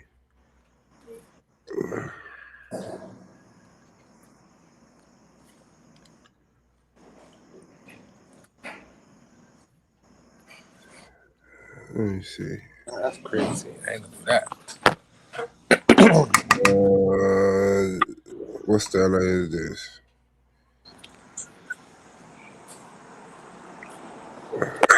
I'm gonna just say what fucking stele. The normal palette. The normal palette got two long neck. It looked like dinosaurs. Two long neck. But those are some mythological creatures. Yeah, I could believe that.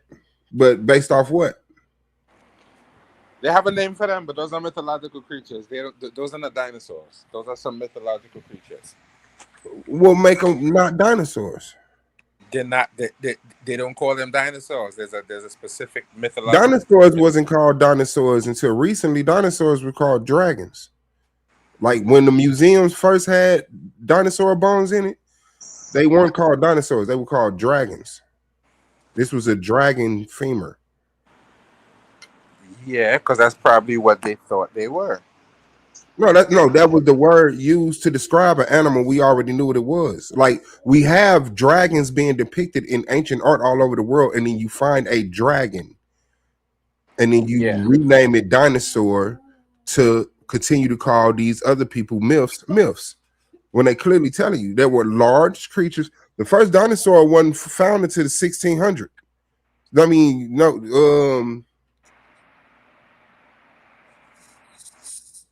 let me see. Okay, 1677. The first scientifically documented dinosaur fossil discovered was by Robert Plot in 1677 in England.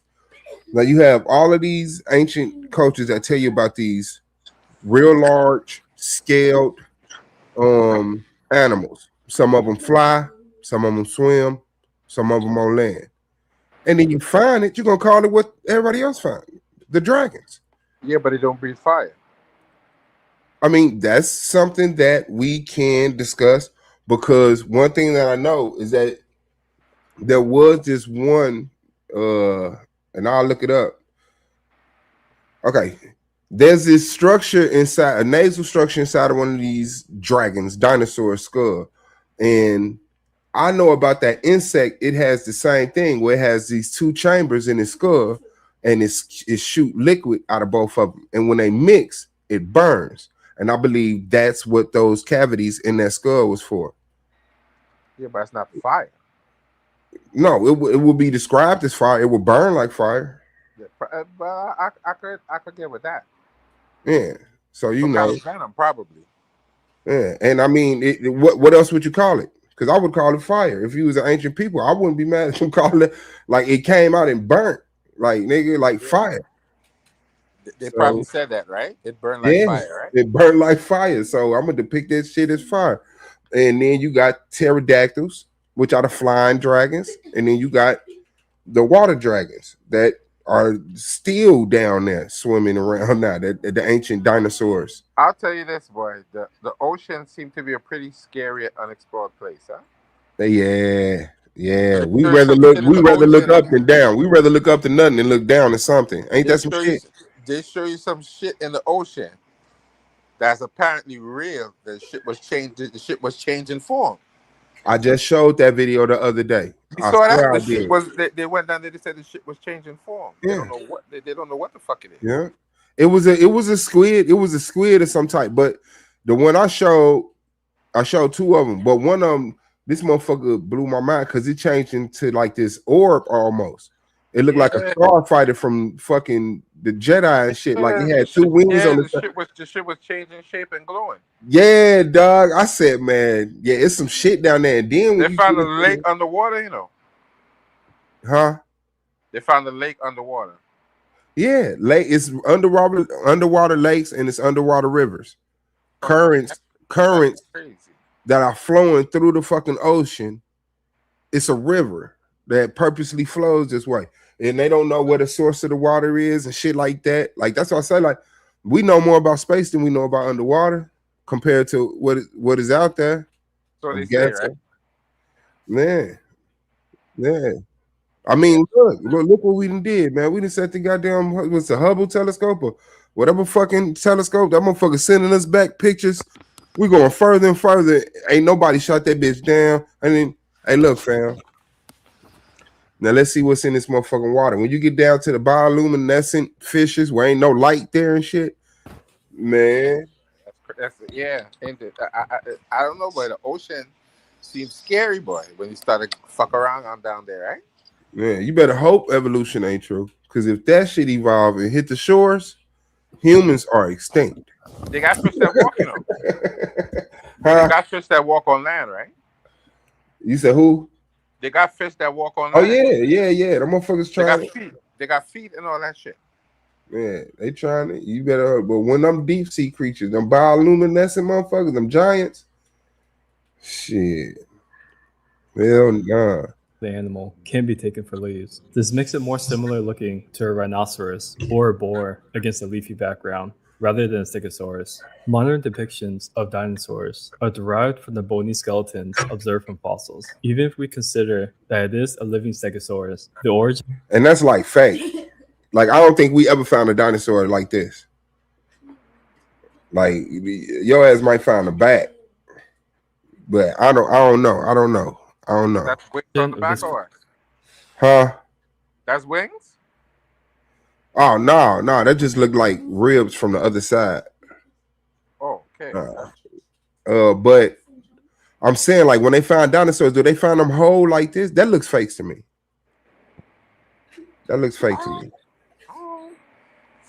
I think sometimes they do. Where they got whole skeletons in the motherfuckers in museums. But a lot of the times when you see those dinosaurs in museum, like 70% of the body is fake. Like they found like a thigh bone, maybe an arm, the skull, some ribs, and then they recreate the rest of it. So all of those bones ain't real. I could see that.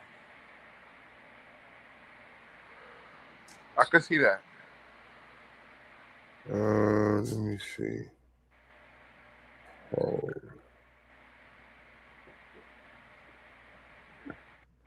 Let's say yes, paleontologists do find remarkably complete dinosaur skeletons, but it's incredibly rare. Most finds are just fragments. So that's what I'm saying. Like sometimes it was a rapid burial, but majority of the time, dinosaur body got shifted by the earth and spread around. You know what I'm saying? Yeah, they turn into oil and thing too, you know. Yeah. I got a myth about that though. No, but that's where oil comes from. They say It's dark. It's a dark one. It's a dark one. I believe that oil are our ancestors. I believe that humans have been around way longer than anything else, and we've also fossilized and turned and are being made into oil right now. could be, I definitely believe that. could be. Yeah, human bones have turned into coal or oil, however the fuck they do it, and yeah, I believe that. I really believe that. And they burning away the proof of our existence right in front of our face, talking about this dinosaur. Like real talk. I don't think. Now I can't say I don't think, but just to jump out the window, I would say that dinosaurs were created by man. I believe that men bred animals to see how big of a domesticated animal they could get. That's crazy. Yeah, that's nuts, ain't it? Nah, man. I wouldn't think so. What I would think is that now in 2025 they gonna fuck around and bring back a dinosaur for real. Yeah, yeah. If they haven't already, you know they do shit privately before they even tell you they doing it. But that Jurassic Park shit was scary. You saw that movie? Yeah, I loved it. I can't wait. This old man was a billionaire. When in one of the last movies, they went by this man's fucking land. This man had acres and acres of fucking land with dinosaurs running around on it. That shit was crazy. Yeah, that shit was hard. That's why I said I can't wait for them to pop that shit off. They was breeding fucking dinosaurs in the first movie. They were all female, and some of the fucking dinosaurs turned into male and started to reproduce. Because they introduced that frog that switches genders. Yeah. They fucked around with that frog DNA, right? Yeah. But I tell you this, if that hammer is real, if that hammer that was found in 100 million, what they say, 100 million, a billion?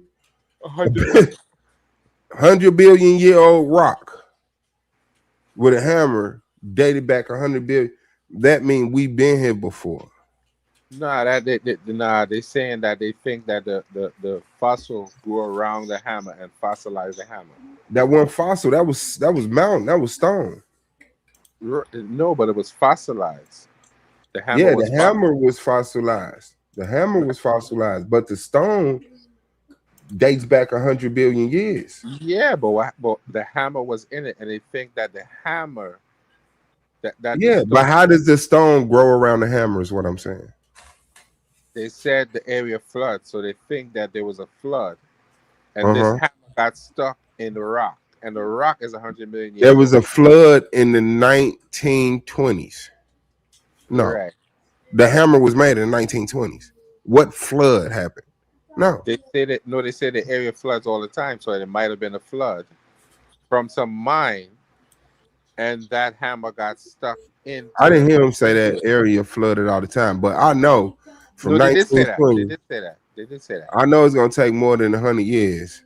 No, they say the area is known for floods. So what they think, the hammer got stuck in a rock. Okay, yeah, sure. And pieces of the rock just fossilized the hammer. It's gonna take no. What I'm saying, it's gonna take more than 100 years for that stone to grow around the hammer. The hammer wasn't just found in stone. It was found in the stone. Like the stone is around it. Like when that stone formed, it formed around that hammer. And that stone formed 100 billion years ago. Right. A flood can't jam that motherfucker into that rock like that. Like that's what I'm saying. How did the rock get around the hammer? The hammer went into the rock. How does the hammer go into a rock? How does the hammer go into a rock? They think that it's a mining tool. No, listen, please. Explain the process in which stone grows around a hammer. I can't specifically explain that. I don't want to. Okay. I'm not a geologist. Would you say it would take hundreds of billions of years? No, the stone is that old, not the hammer. No. Forget that story. I'm saying How long do you think it would take if you set a hammer on a mountain? How long do you think it would take for that hammer to be consumed by that mountain? Let's go. I don't know. I would give it 100 billion years. Do you think it would take 100 billion years? I don't think so. More, longer? No, but the hammer. Hold on, you're panicking. The hammer. I'm stepping into a narrative with you where we actually set a hammer down. How long do you think it'd take for that hammer to end up like that hammer was? I have no idea. But it will be a riddle, right? Well, for us who don't know, geologists can obviously explain that. I'm not a geologist, so I can't explain. No. You look, this is the good part about this. You don't have to be a geologist. You have to just have a little common sense. Like, you don't have to be a fucking, like, if you take a hammer and you set hammer on rock, it's gonna take longer than what that hammer was dated back to for that rock to grow around it. So explain this hammer from the 1920s embedded in this rock. So from 100 billion years ago. So now we either got a time traveler.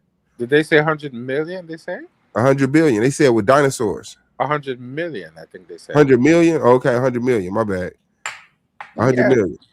But rock, but we either got a time traveler or a man had hammers 100 million years ago. Wow. Or there's some process in which rock forms around objects that we haven't discovered. So either way, this is groundbreaking, right? I guess so, right? Yeah. It's right there in your face. I guess so. Either way, this is groundbreaking. This will be the first time man observed scientifically that an object got soaked in a rock within 100 years. I guess so. We don't understand physics. We have to go back to the drawing board. I guess so. Or there's a time traveler who was able to take that bitch back 100 billion years. Or man was intelligent 100 million years and had hammers. So, you know, like I say, either way it go, these are things that I look at it like them orbs, like them orbs. They tell them orbs. That was crazy. But that's iron, though. Iron forms naturally, so they say they think it was a naturally formed some. You're going to science. Of course they are. See, because science have an agenda that the easiest answer is the best answer, right? No, not specifically, but what? No. That's the thing. What I'm saying is that's the thing. But what they did is they easily answered so much shit. Some of it's conflicting, and so science had to get deeper, correct itself, deeper, correct itself, deeper, correct itself. So now, a lot of information is still conflicting. So science will say, because of the information we already agreed upon, we're going to say that is natural, even though when we look at it, we can't explain it scientifically to be natural. No, but we're going that's not what they said, Suave. They said no. I didn't say that's what they said. I'm telling you, that's what science does. It's natural iron ore with unnatural marks in it. They didn't know. They said they think the marks were natural.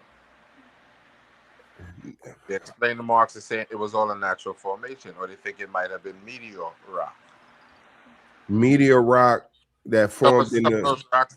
Some of those rocks they said came from space. Came from space. Back in ancient Kemet. How long ago? Okay. How long ago did they come from space? I don't know. They did. Well, I didn't hear how long ago they said. How far do you think it would be buried in the earth if it came from space 100 million years ago? I didn't hear them say that those things were 100 million years old. When the last time we got hit by a goddamn meteorite? We have meteors. We have meteors all over the place.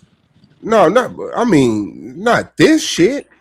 This some shit, nigga. Do you know they have? Do you know in ancient Kemet, they found in King Tut's. With King Tut, they found meteor. They found knives that were made of meteor rock. No, I don't recall ever hearing that. That's Yes. hard. And they have a name for it. They call it iron from heaven. Okay, that's hard. There's a Medu Neter word for iron from heaven. So when they found him, they found some daggers, and a couple of them were made of meteor rock. They have a word for it. That's hard. Well, I believe them goddamn stones were man-made. Them little spears, them little orbs, them little balls. Nah, that's iron ore. All right, well, we can debate it. In the northern U.S. In 1956, Milgren and Ed Runge, a pair of amateur archaeologists, were invited by shoreline property owner Goddard to explore the area. Despite the second summer, the pair found not one, but many other artifacts like stone chips, fire pits, and knives. However, that sounds like some planet shit. A motherfucker rich. Oh yeah, rich motherfucker got some land, man. I'm gonna hire some nobody as archaeologists to come discover this shit that we need to go ahead and put into our narrative. The most unusual of them all is that the decrepit coin that Milgren claimed belonged to 12th century England. The matter didn't catch much attention initially because the discoverers didn't make a big deal out of it. Later on, when the coin was featured in the regional bulletin, the news made its way to an eminent London dealer who stated that it can't be from England. After Milgren's death, the coin was re-identified to be a Nordic penny made between 1065 and 1093 during the reign of Vikings. Now, the billion-dollar question is how this little coin traveled all the way from Norway to northern England. Some people took this opportunity to claim that Vikings visited America way before Columbus. Others argued that if Vikings indeed landed on America, then there should be more artifacts linked to them than just a single penny. It's also believed that a trader originally from Scandinavia might have dropped this coin when he came to America. The third and final theory is that this artifact is a fake. However, to be fair, the main penny appears to be worn out from the edges and rough enough to be considered old. The duplicate copies of Nordic coins appears to be freshly minted as they are now. An archaeologist by the name of Edmund Carpenter stated that the year the main penny was discovered was bumper year for Viking fakes. He took a step further and raised question marks regarding the discoverer, Milgren. He argued that Milgren is a passionate coin collector who also worked at an auction house and could have had access to an old Norse penny and planned it there as a hoax or a prank. So what are your thoughts on this? Do you think the main penny is real? It's everywhere. The Dorchester. And then y'all heard about what's that Greek glass or that Roman glass? It's like it's nanotech technology. No, I never heard that one. You ain't never heard of that one either? Man, Pro Black, man, my bag, man. Shout out to you guys. He said landslide, earthquake, sinkhole. And little daughter sons of the first ride purse spit ass. Yeah. Shout out to Pro Black. All right, so man, y'all hit that like button, please. Let me see what this last object was right there. The Dorchester pot was a metallic vase object recovered from Massachusetts, particularly from Meeting House Hill in 1851. It was found several meters deep beneath sedimentary rocks, broken in two pieces after exploding a rock. The jar is composed of zinc and silver, about 12 centimeters high and 16 centimeters at its base. The estimated age of this vase is alleged to be about 593 million years old. Roxbury conglomerate, what? which is the alleged height, it was found covered from Massachusetts. So what are your thoughts on this? Dorchester pot was a metallic vase object recovered from Massachusetts, particularly from Meeting House Hill in 1851. It was found several meters deep beneath sedimentary rocks, broken in two pieces after exploding a rock. The jar is composed of zinc and silver, about 12 centimeters high and 16 centimeters at its base. The estimated age of this vase is alleged to be about 593 million years old. Roxbury conglomerate, which is the area that the vase was found in, is also said to be of the same age. If you look closely at the exterior of the vase, you'll notice intricate drawings of many plant species that became extinct tens of thousands of years ago. As reviewed by many botanists, this kind of inlaying and carvings could only be the work. And they found a book like that too. They found this book, an ancient botanist book, and it had extinct plants on it, bro. And detailed of what the plant did or what they was using it for. Work of a highly skilled craftsman. Soon after it was discovered, in June of 1981, the Scientific American magazine did a complete article about this discovery, stating that there is no doubt that this was blown out of a rock, as above stated. The matter is worthy of investigation, as there is no deception in this case. Even though this case caught great attention in the beginning, but gradually lost the interest of the scientific community as well as the public. The artifact was taken from museum to museum as its relevance dropped. It was eventually lost. Unfortunately, there's no more information I can find out about this, but it's something that I am interested in and will hopefully follow up on another time.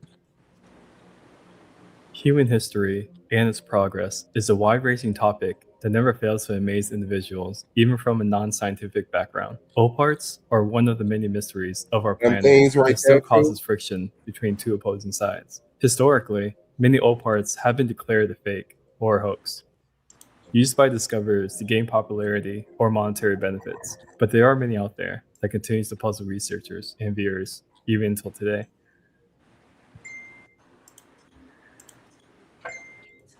Thanks for watching our Late Night Top 5 channel. We're a new channel and would love to have your support by subscribing, liking, or simply dropping a comment down below. To watch more interesting late night videos, click the links to continue watching more.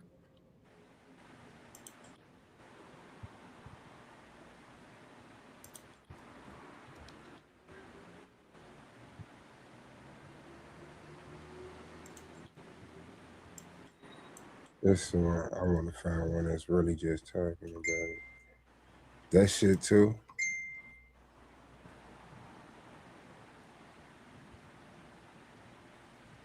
Well, this might be jiggy. If they give you the information about it, sometimes the shorts don't say shit. They just show it. This is the only complete piece of ancient Roman glass that changes color with light.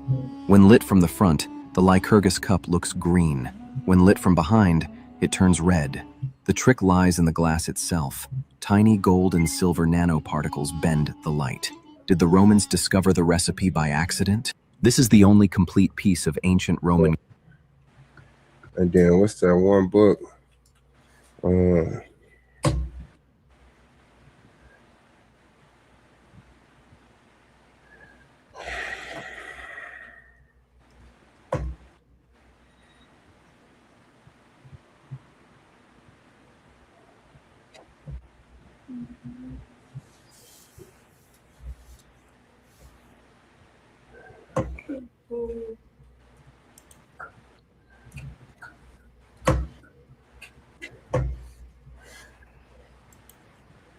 Let me see. I might be able to.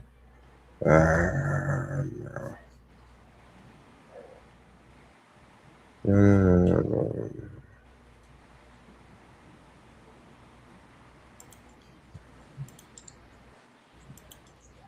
Let me see.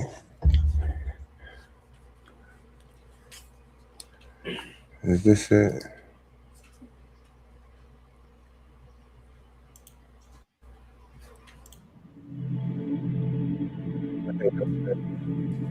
What is that called?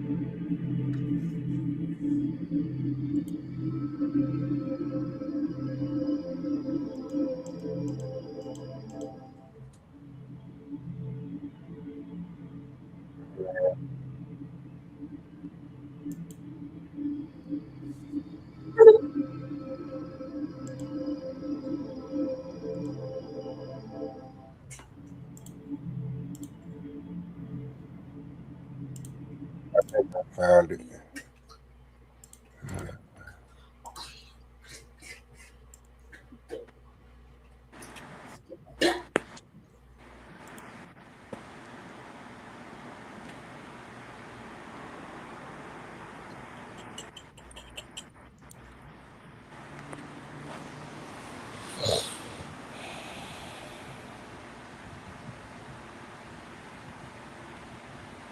I think.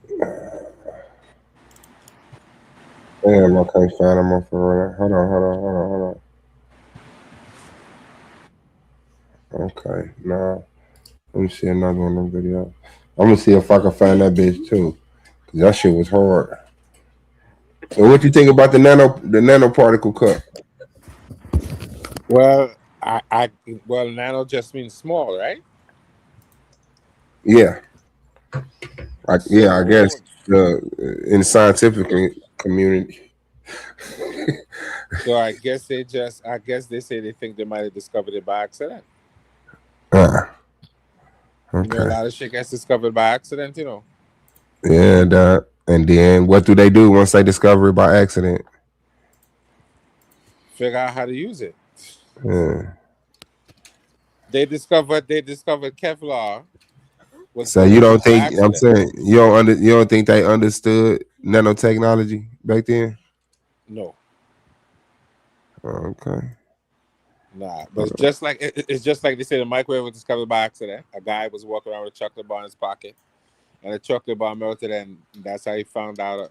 And that's how they invented the microwave oven. They say Kevlar was something used for tires, and then they realized that it was bulletproof. Mm-hmm. They realized they were shooting the Kevlar tires, and they weren't getting damaged. So they started to use it to make vests. All right. Let's see. I'm just checking out this. I don't know this channel, but it seems like it's pretty straight up the middle.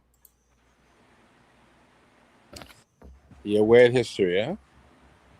According to conventional history, humans have only been on Earth in our current form for about 200,000 years.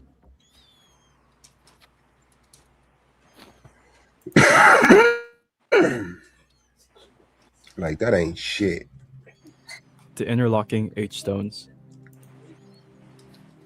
The interlocking H stones at Pumapunku is probably the oldest and most mysterious artifact on the planet. It's difficult to comprehend how they didn't become known as one of the world's wonders. The ruins of Pumapunku are one of 4 structures in Tiahuanaco. God damn it, Pumapunku. That's what I've been trying to think about, dog. The Pumapunku, and there's one more where they got these notches in their stone, and they can't understand how these people interlock they bricks into the walls and what these notches was doing, like how they made these notches. But this is another place that has incisions that shouldn't be able to exist at this time. Cuts and shit. Old City, South America. The Yakapana Pyramid, the Kalasasaya platform, and the subterranean temple are the other 3 ruins. Even with today's technology and information, these buildings defy logic and puzzle those who want to unravel its mysteries. Pumapunku is thought to have originally been home to a large wharf in a gigantic 4-part building. However, all that remains today are ruins from some of history's most catastrophic tragedies. There is evidence to support not only the idea of a devastating flood, but also the theory that people used to live there. The alleged flood occurred roughly 12,000 years ago, and scientific evidence of tools, bones, and other materials within the soil shows that a civilization was there prior to any flood. Other evidence, including structures of non-Indian bearded people, has been found around the area. It's exceedingly doubtful that any of the stones in Pumapunku were carved using ancient stone cutting processes, at least those not known to us today. Pumapunku stones are comprised of granite and diorite, and the only stones harder than those 2 is diamond. If the civilization who built them cut the stones with stone cutting procedures, they would have needed diamond tools. So what else did they use to cut these stones, if not diamonds? These stones were not only difficult to cut, but also exceedingly heavy. One of these stone ruins weighs around 800 tons. These are large stones that weigh a lot. The nearest stone quarry is at least 10 miles away from the remains. How did they move these massive bricks, and how did they manage to make a structure out of them? This is a mystery that scientists are still trying to figure out today. What do you think? The Viking sword. What do you think? Well, they moved stones in Kemet, and they showed you how they moved the stones in Kemet. Did they? Yeah, they cut them out, and they show you them pouring water and sliding them on the ground. Hell no. That's Yeah. a theory. They didn't. No. No. They found depictions of them moving statues. Depictions. And how many men were moving these stones? You know how big the stones are for the pyramid? How high the pyramid goes up? You think? Yeah, but they also showed you that they were mixing solutions. See what I'm saying? These are the theories. No, They no, no, no, no, don't no, know. no. I was on Smash Rockwell looking at it, and they were showing you them making these statues, and they were mixing something in front of it and taking little pieces of stone balls and putting it onto the statue. It's like they were mixing some kind of cement and putting pieces onto the back of the statue. The Medu Neter was saying that. They were putting, they showed you them building the statues. Book was called. I guarantee you, that is not how the Great Pyramid was built. I don't know if they built other structures like that, whatever, cool. But the blocks on the Great Pyramid, like, goddamn, how yeah, no, I saw that process. They talking about they had a liquefaction process. Sometimes they talking about, and they got their theories. But they were showing you depictions of them building statues. And they were not actually the putting pyramids. rock balls onto the back of the statue. Not the pyramids. Not the pyramids. Those are that's like a million stones that weigh 1,000,000 pounds. Yeah, but they showed you that they showed them quarrying the stones and man pulling them from. And I get all of that. Unfinished. They have a unfinished obelisk in Egypt. Yes, they do. Right. They showed you, and people are carving it out with hammer and chisel. Yeah, cool. They carved it out. Cool. I mean, I see you go. You know, like I say, you go with what's widely shown.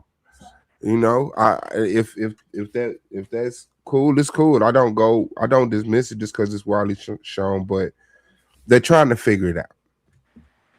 And they would like for us to think they figured it out. We haven't figured it out. I'll say this. If you have a civilization of people that believe in something strong enough, they could build any fucking thing. Mm-hmm. They believed in that. Their belief was strong. So their commitment to that was strong. So I think. Yeah. I mean, I'm amazed to sit down to think how long it took a dude with a hammer and a chisel to chisel all them hieroglyphs into them things. Yeah. Because they tell you these things took a long time, but they was committed to this. Oh, that's what I'm saying. Those could be ancient theories on how people they consider ancient built it, because they didn't build it. So you could be looking at ancient people that you assume built this, talking about, we think these people built it with chisel. And you like, look, they showing us that they built it with chisel. No, they guessing too. No, they're not guessing. They have papyri. No, I just said they could be. Because they have papyri. They have papyri that show you some of these building processes. Understood. They have depictions to show you that they was dragging these statues along the ground on a sled. And that's crazy. And that is crazy. That is crazy to think that that's how that was built. I'll admit this. It sounds crazy. But when you have dedication to something, yeah, you can do any fucking thing. Get it done. Well, I believe they knew about acoustic levitation. I believe that they use acoustic levitation to lift those stones. Well, the text don't say that. That we wouldn't know if the text did. We don't know how the text would even say that. We could read the text. People could read Medu Neter, and there's no text that says anything. Yeah, people are impressed with themselves. Medu Neter. Okay, one thing I know about Medu Neter, or Mother Nature, or Medu Neter, it reads forward, backwards, up, down, and in patterns. Like it's a. So you depending on how you read it, what you get is what you understand what it's saying. So yeah, I don't dismiss that those practices was used to build structures, but to a people who openly admit, we didn't build the shit. It's like, you know, I just got to kind of rely on that. But I do believe that we were more intelligent back then, and I believe that we knew about acoustic levitation. I believe I'll say this. I've never seen a text. I don't think anyone has ever seen a text that said that. That speaks about acoustic levitation. Yeah. Well, I don't think that they y'all talk about these guys just brute force. They just dragging it along. They picking it up. They moving it. Yeah. And well, I don't think that y'all deciphered the metal netter in all of its ways that it could be deciphered. I believe it has been deciphered in terms of we know the glyphs, but there are a lot of words that they don't exactly know the meaning to. There's some letters that you can't make sounds in English, so they substitute certain things. So there are some words that they, we don't know exactly what they mean. That's a fact. We don't know. We don't know how it was pronounced either. So the pronunciation that we use is just an Egyptological convention. It could have been clicks. We don't know. We don't know exactly how they would have said it. So they just put a pronunciation on it. So that is true that they do just put a pronunciation on that lecture. But they don't have enough information to know how the people would have said it. Just like we have modern languages, African languages have clicks. They have all kinds of sounds that people make when they speak African languages. They don't know if Medu Neter might have had those clicks in it. It's possible, but we don't know. We just pronounce it the way that we pronounce it. But we do know the glyphs. Because if we didn't know the glyphs, then nothing we translated would make sense.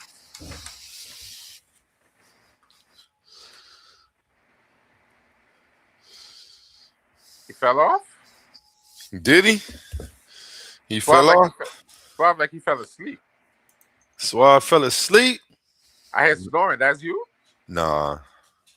I'm over here trying to get my phone to charge. I don't even see Suave. He fell off. Yeah, so I wanted to comment on. Let me show my screen. Why didn't you 8 times 5 emoted? Yeah, background noise. Go ahead, be listening. Oh yeah, I know. I was trying to do something. Let me find the excerpt. So I'm gonna share this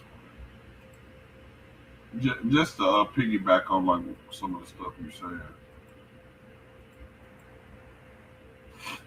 Let me see if I can enhance this a little bit for you, so we can read along. Okay, it says many core terms in the Asante or Ashanti, Fante dialects of the Akan language, right? So keep in mind we're talking about a West African language, right?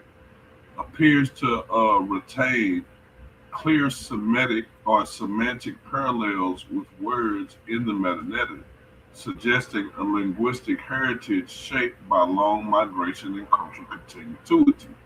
Now, keep in mind, they will keep hammering in our head that the Nile Valley and the Niger Valley never had contact with each other. This is what the fuck they tell you. Mainstream ideology, mainstream narrative is stuck on this, but this is the truth right here. Yeah. So, in the Akan language, Abba, right? Yeah. See this? It means stick. For beating, rod, wand. That's what it means. Look what it means in the Medu Neter. You see, those are called cognitives, right? But they'll say, "Oh, it's just a coincidence, right? These people ain't never had contact with each other, right?" Look, a boa, animal, beast, creature, small animals. This go on and on. Annie, eyes, look, and the Medu Neter to look towards something, glance, sign to return back, and let's just keep going on and on. And these are just random cognitives pulled out of the Akan language that mean the exact same thing. They mean the exact same thing. There's no change in nothing. It says according to the survival of shared semantic structures between Akan and Medu Neter aligns with the migration models traced and family tree phylogenetic trees were haplogroup E markers, long-term population continuity from the Nile Levant corridor into West Africa. In the Bible, now here comes, I don't like it when they get to mixing the Bible shit in there, but it is what it ain't, right? It says in the Bible, the name Akan is associated with the tribe of Judah. Akan or Achan is tied to Judah because the Bible explicitly identified him as a Judite. But the children of Israel committed trespass in the accursed thing before Achan or Akan, the son of Carmi, the son of Zabdi, and the son of Zerah of the tribe of Judah, took the accursed thing. And the anger of the Lord was kindled against the children of Israel. That's Joshua 7:1.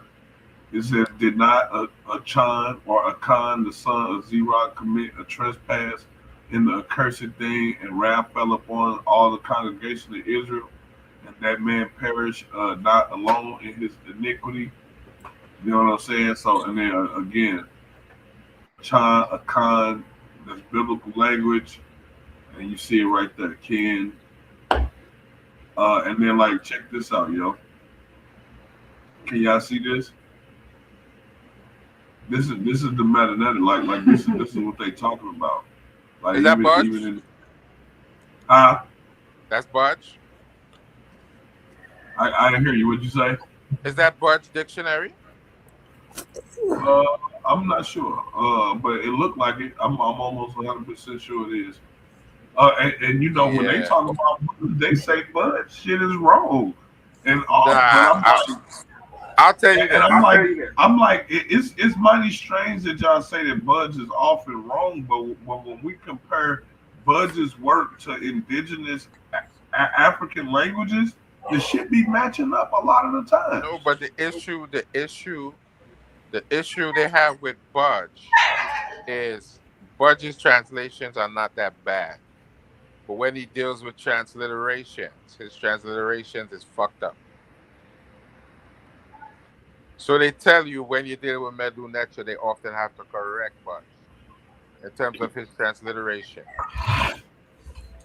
Because he was dead ass on a lot of this shit, man. Like, and this is just dealing with the Akan language. Like, I've dealt with the other ones, Tweed. No, but you shouldn't use Budge.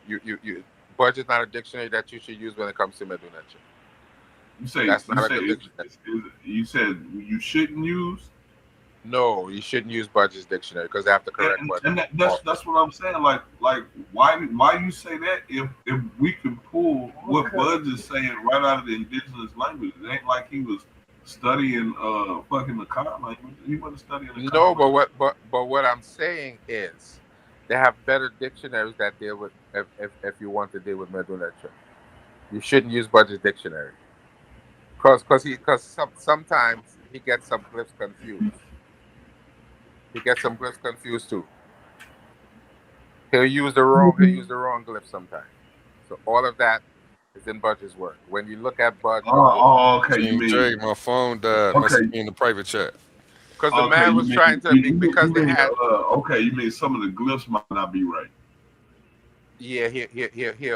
But what about the language? What about the language and the way that they used it? No. But like for example, one of these Moorish brothers was trying to use Budge to say that Moor went back. To say that the word Moor. Said the word Moor went back to ancient Egypt. And we already bust them up on that. They just have a cognitive dissonance out there. We beat them up on that because they trying to say that's more. That's what more is, and I'm like, nah, that's a title. I said, and it's a singular title at that. Like it's a title of one person. It's not a title of. It's not more. The word is not even. Right. It's not. And I'm like, it means overseer. If you look at the glyph, there's no indication of a people or a multiple group of people in the glyph or anything like that. So I mean, You know, and that's just like basic metadata etiquette. Like if you're trying to read and They would no. He was the brother was just wrong. He saw the M and the R and added two O's and think the word is more and the word is not more. The word is M-E-R. My thing is, they always do that. They always gravitate to the MR words, and I'm like, it's a bunch of words in there that mean some horrible shit. Like here go an example right here. Like Marua, right? It means weak, wretched, right? And then look, Marie, right? Weak, weakness. You see what I'm saying? So if you just gonna adopt all the MR words, why you skip those words? Check the private chat, King J. They don't know. They don't know it, but these are individuals who never studied Medu Neter, so he doesn't know. He didn't know what he was reading. Right. He didn't know what he was reading. He can't speak Medu Neter. He can't read Medu Neter. He didn't know he was reading. He didn't even know.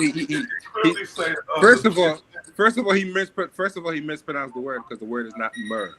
It's M-E-R. He saw M-E-N-R and said it was mer. It's M-E-R. It's an M bird with a mouth lift. There are no vowels. Yeah, I'm gonna see if I can find the glyphs right real quick. Say it again. Let me see if I can't find the glyph real quick so people can see it. Because I like shaming the devil. I don't. Well, I'm on my phone, so I can't even look it up for you. It's right here. I found it. All right, share the screen. I'm gonna share my screen again. I'm gonna share it. Like I said, this is one of the things that made a lot of the Moors hate me because I just started studying and I just started doing my damn thing. So, my bad. Okay, I'm not even saying. I'm not seeing the screen. Look, and this is perfect, right? Because it's coming from a Moor, right? I'm sharing my screen. Like it's coming from a Moor, right? Yeah. So this is a very good presentation, right? It says Moorish America. The term Moor is found in ancient Egypt, which is far older than the Greeks. We can't see it, you know. Etymological origin. We're not seeing the screen, you know. But where do you see that at? Because the brother was saying the M and the R is just a skeleton. It's just a skeleton. You don't see that MR anywhere. More like to do that. Anywhere they see an M and an R, they like to say it means more. Let me finish this real quick. It says the term Moor is found in ancient Egypt, which is far older than the Greeks, possessing the etymological origin. Scholars say that the original name of Egypt was Ta Murray. See, they just did that shit. Like, that's bullshit. It says this is the root word for Mortaris, Mauritania, Moria, Maurice, right? Like that's what they saying. So let's stop right there. Let's stop so we can unpack it. Because you ain't got to go too far because you're going too far and it's hard to unpack. You just stop. We ain't got to land it. You ain't got to land it. Just stop. So you ain't got to land it. So but you said top. Stop, brother. Are you trying to learn or are you just trying to talk? That's the question. Well, why are you trying to teach? Because I hear what you're saying and it's incorrect and it's just hurting my ears. I'm like, hold on, brother. I don't even know what I'm saying because I haven't landed the plane. He didn't finish yet, King J. Let him finish. He didn't even get to what he was saying. Okay, so again, this right here is coming from a Moor, and you see this is how they mix and twist this information. Well, here go the definition right here. M-A Ma'ur, right? Ma'ur. It says the title of the high priest of Anu or Ani, right? So this is all singular. The title is singular. The high priest is singular, right? So that's not a group of people. And then right here in the glyph right here, if this was a group of people, right, it would have 3 dots or 3 lines, 3 dashes to indicate multiples, and then it would like have a person or something next to it, similar to this right here, right? 3 dashes, right, and then a person to indicate this is a group of people, right? And so like when you look at the glyph, this more right here, the reason why it's not a group of people is because more is a title. It's a title, just like police or bishop or You know that's imam not even or more, rabbi. right? Huh? You know that word is not even more, right? Yeah. I'm just pronouncing it like that because that's how it looked in English. It looked like more. But can we That stop is you that because that you is said that is actually a M. That sound is like ma'a. Ma'au. but none of that even matters. Is an M and an R. All the vowels are just added to the skeleton. All that shit is extra. But the point being is that you're giving a phonetic value of you're saying more, right? And you're applying the same definition to every phonetic value of the word. You can't do that, brother. The M and the R skeleton, does not mean in a meta-netter. You're not gonna find it, brother. Listen. In the meta-netter, you're not gonna find, brother. Why you keep talking to me? Cut me off. Because you're trying to make a correction that I'm Brother, not you making. spoke for 2 minutes. You spoke for 2 minutes and we muted. Brother, but Now I'm giving a you're critique. correcting me, and I never made the assumption that MR words all mean more. In fact, we're sitting here saying that. But you said that we see it in the meta-netter and we don't. Oh my God, bro! Where do we see more in the meta-netter? Meaning applying it to. That's Huh? not what he said, King J. That's not what he said. He disagrees. Right, completely disagrees.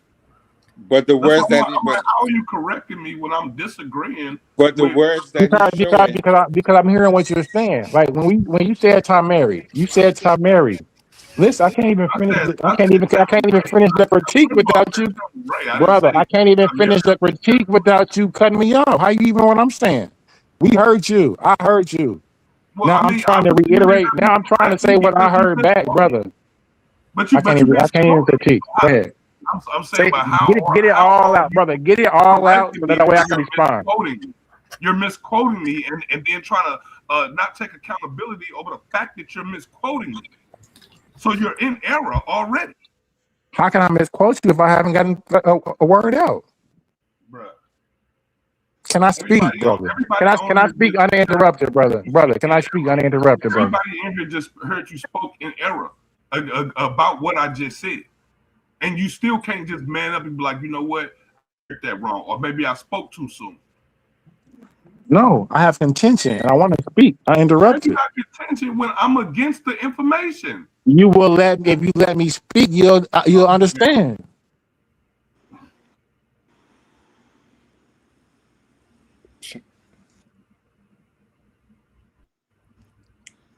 You do know the words that he's showing there.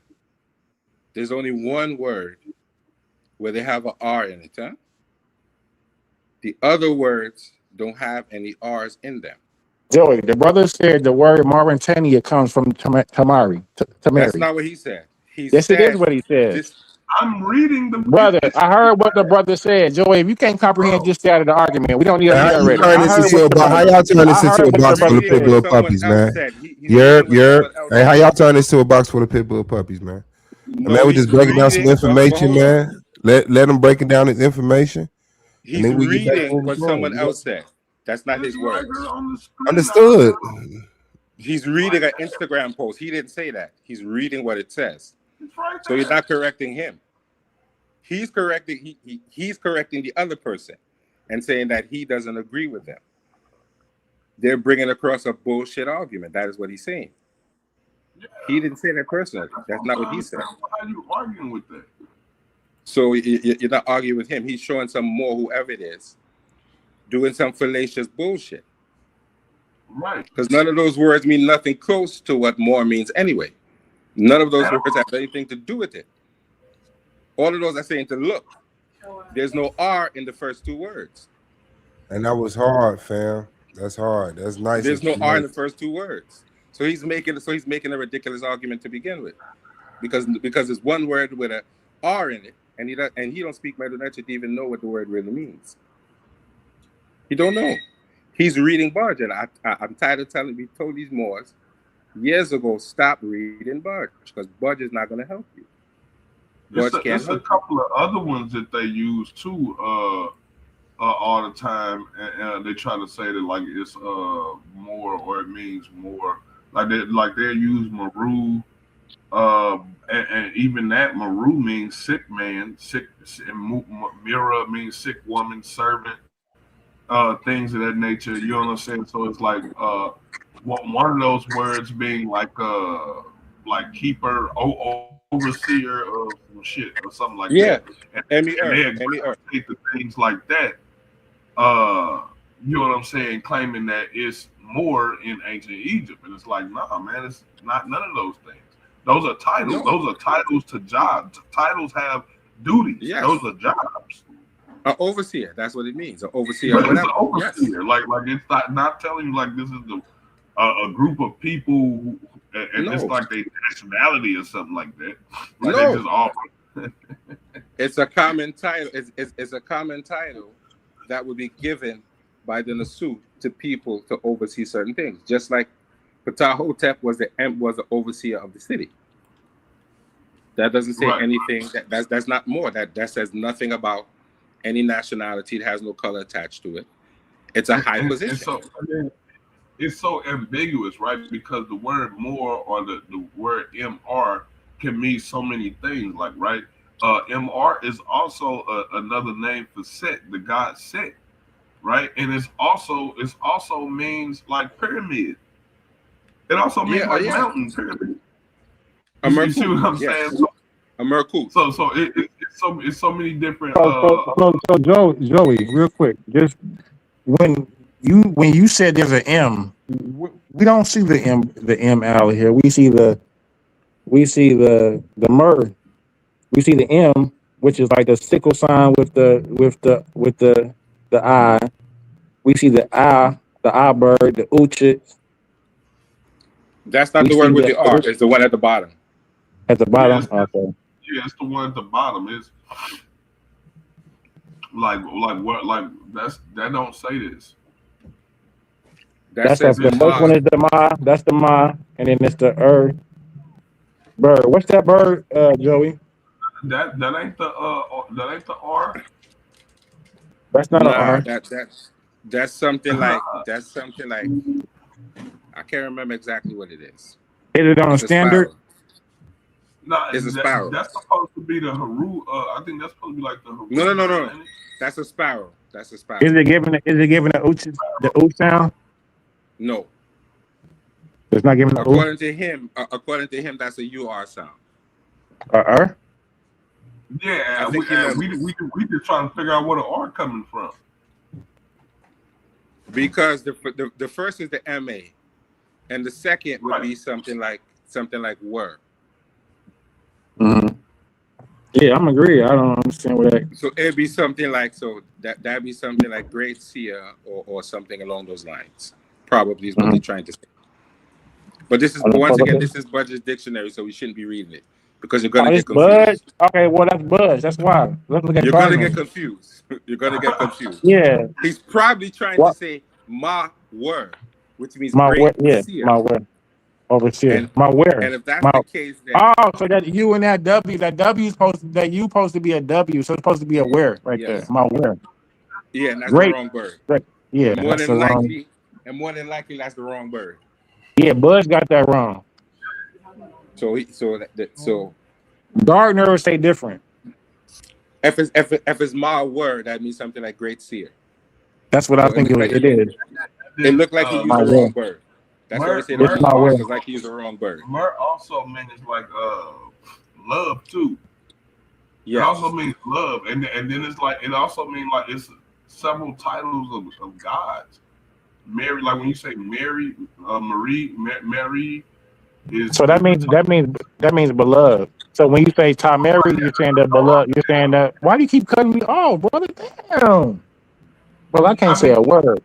Well, I'm saying I'm already saying it. Brother, just let me speak. You can disagree. Just when I get done, just say what you got to say, brother. I can't. I just want to finish my sentence, brother. You saying Well, just say you agree then. Just say you agree if I'm saying what you're saying. I'm agreeing with what I'm saying. Brother, you just said Tamari, brother. I'm saying Tamari means beloved land. You didn't say anything that was beloved at all. I didn't say the word Tamari.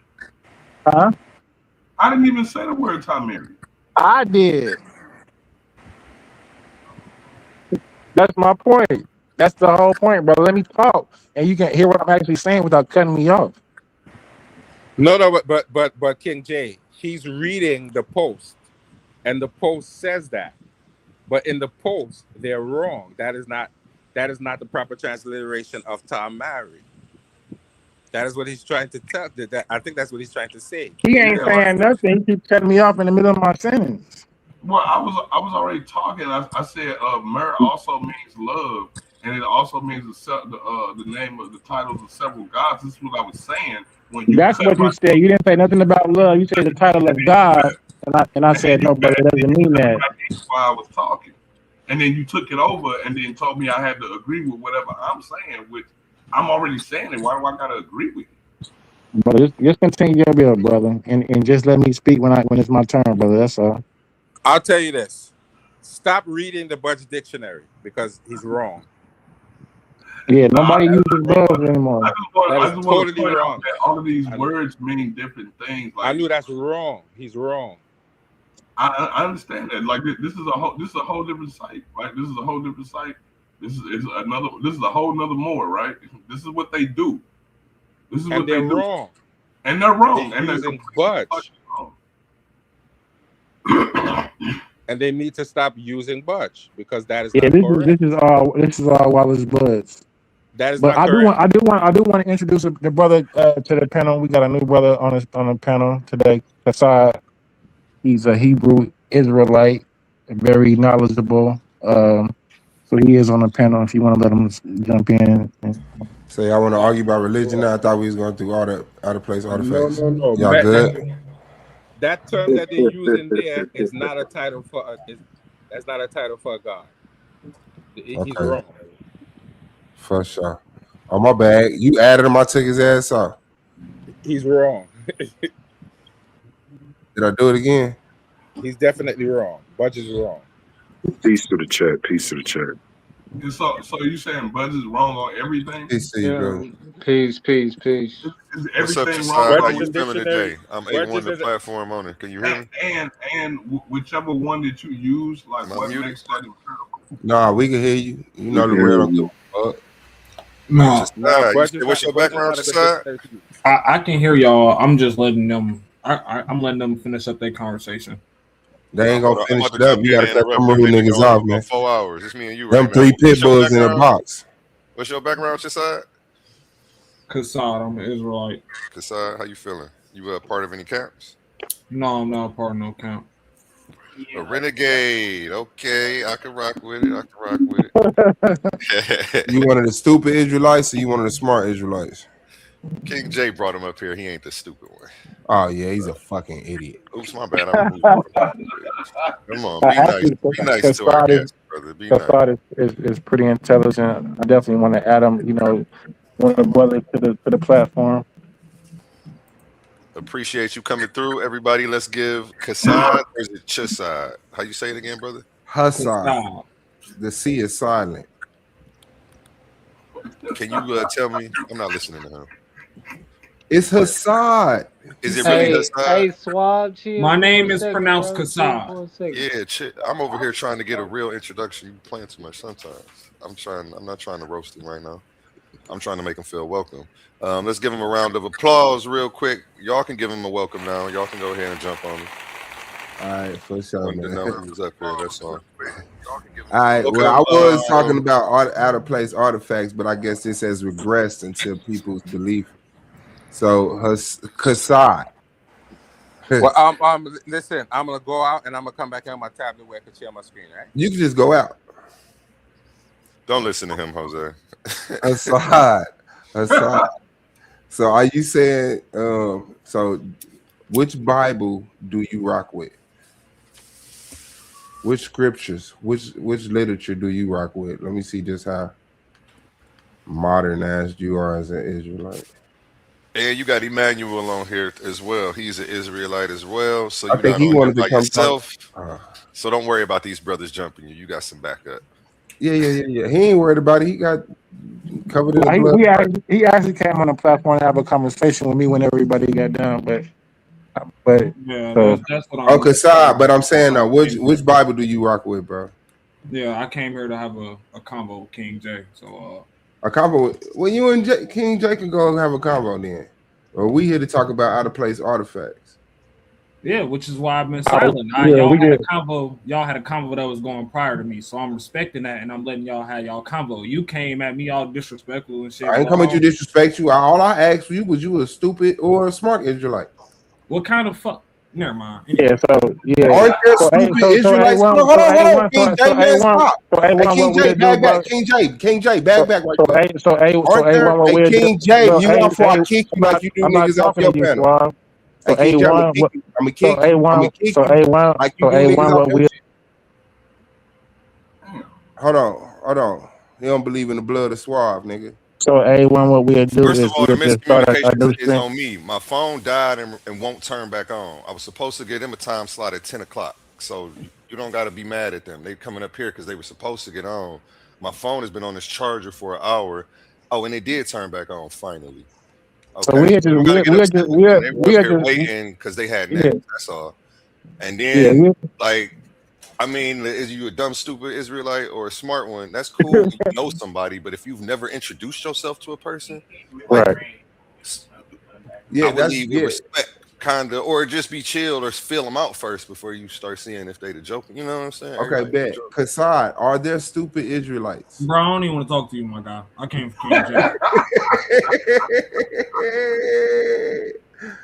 Hell nah. Yeah, y'all just finish y'all conversation. What y'all got going man, on? I'm gonna go ahead and move around, man. Y'all can be tired of the screen and have y'all conversation, man. Go ahead and enjoy yourself, brothers.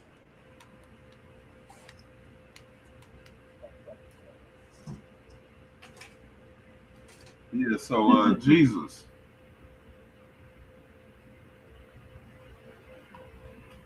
Solomon. King J, is they giving us the floor or what's going on? Yeah, I think we got the floor. I think we listening. All right, bet. So what we was talking about earlier. Well, we can start off talking about L if you want to. That's kind of the gist of everything. Start centers around that. Yeah, I'm gonna start off if that's cool. I'm gonna start off there because I wanted to show you what I was telling you earlier. I was gonna say let's start it at 10 o'clock your time. So you want to give us a whole stream? You just at first you said we just gonna hop on this one. Yeah, I did at first, but then if it's a problem, then you said I'm not talking to you. We about to do our own thing. So then all right, okay, for sure. So and then that way we can share our screens and shit back and forth as needed. Gotcha. Okay. Just to let y'all know, Suave not in the call right now. So all right, here I come, y'all. Oh, well. All right, so because I 30 minutes, we just jump back on and we can I hit you with the StreamYard. All right, bro. I'm about to end this one. Y'all can just hop back on right now. He's saying we got it now, gang. He's saying we got it now. Okay. But I'm still about to end this stream though. You feel me? Yeah. Okay, for sure. Okay. All right, bet. Say, come on, Pop.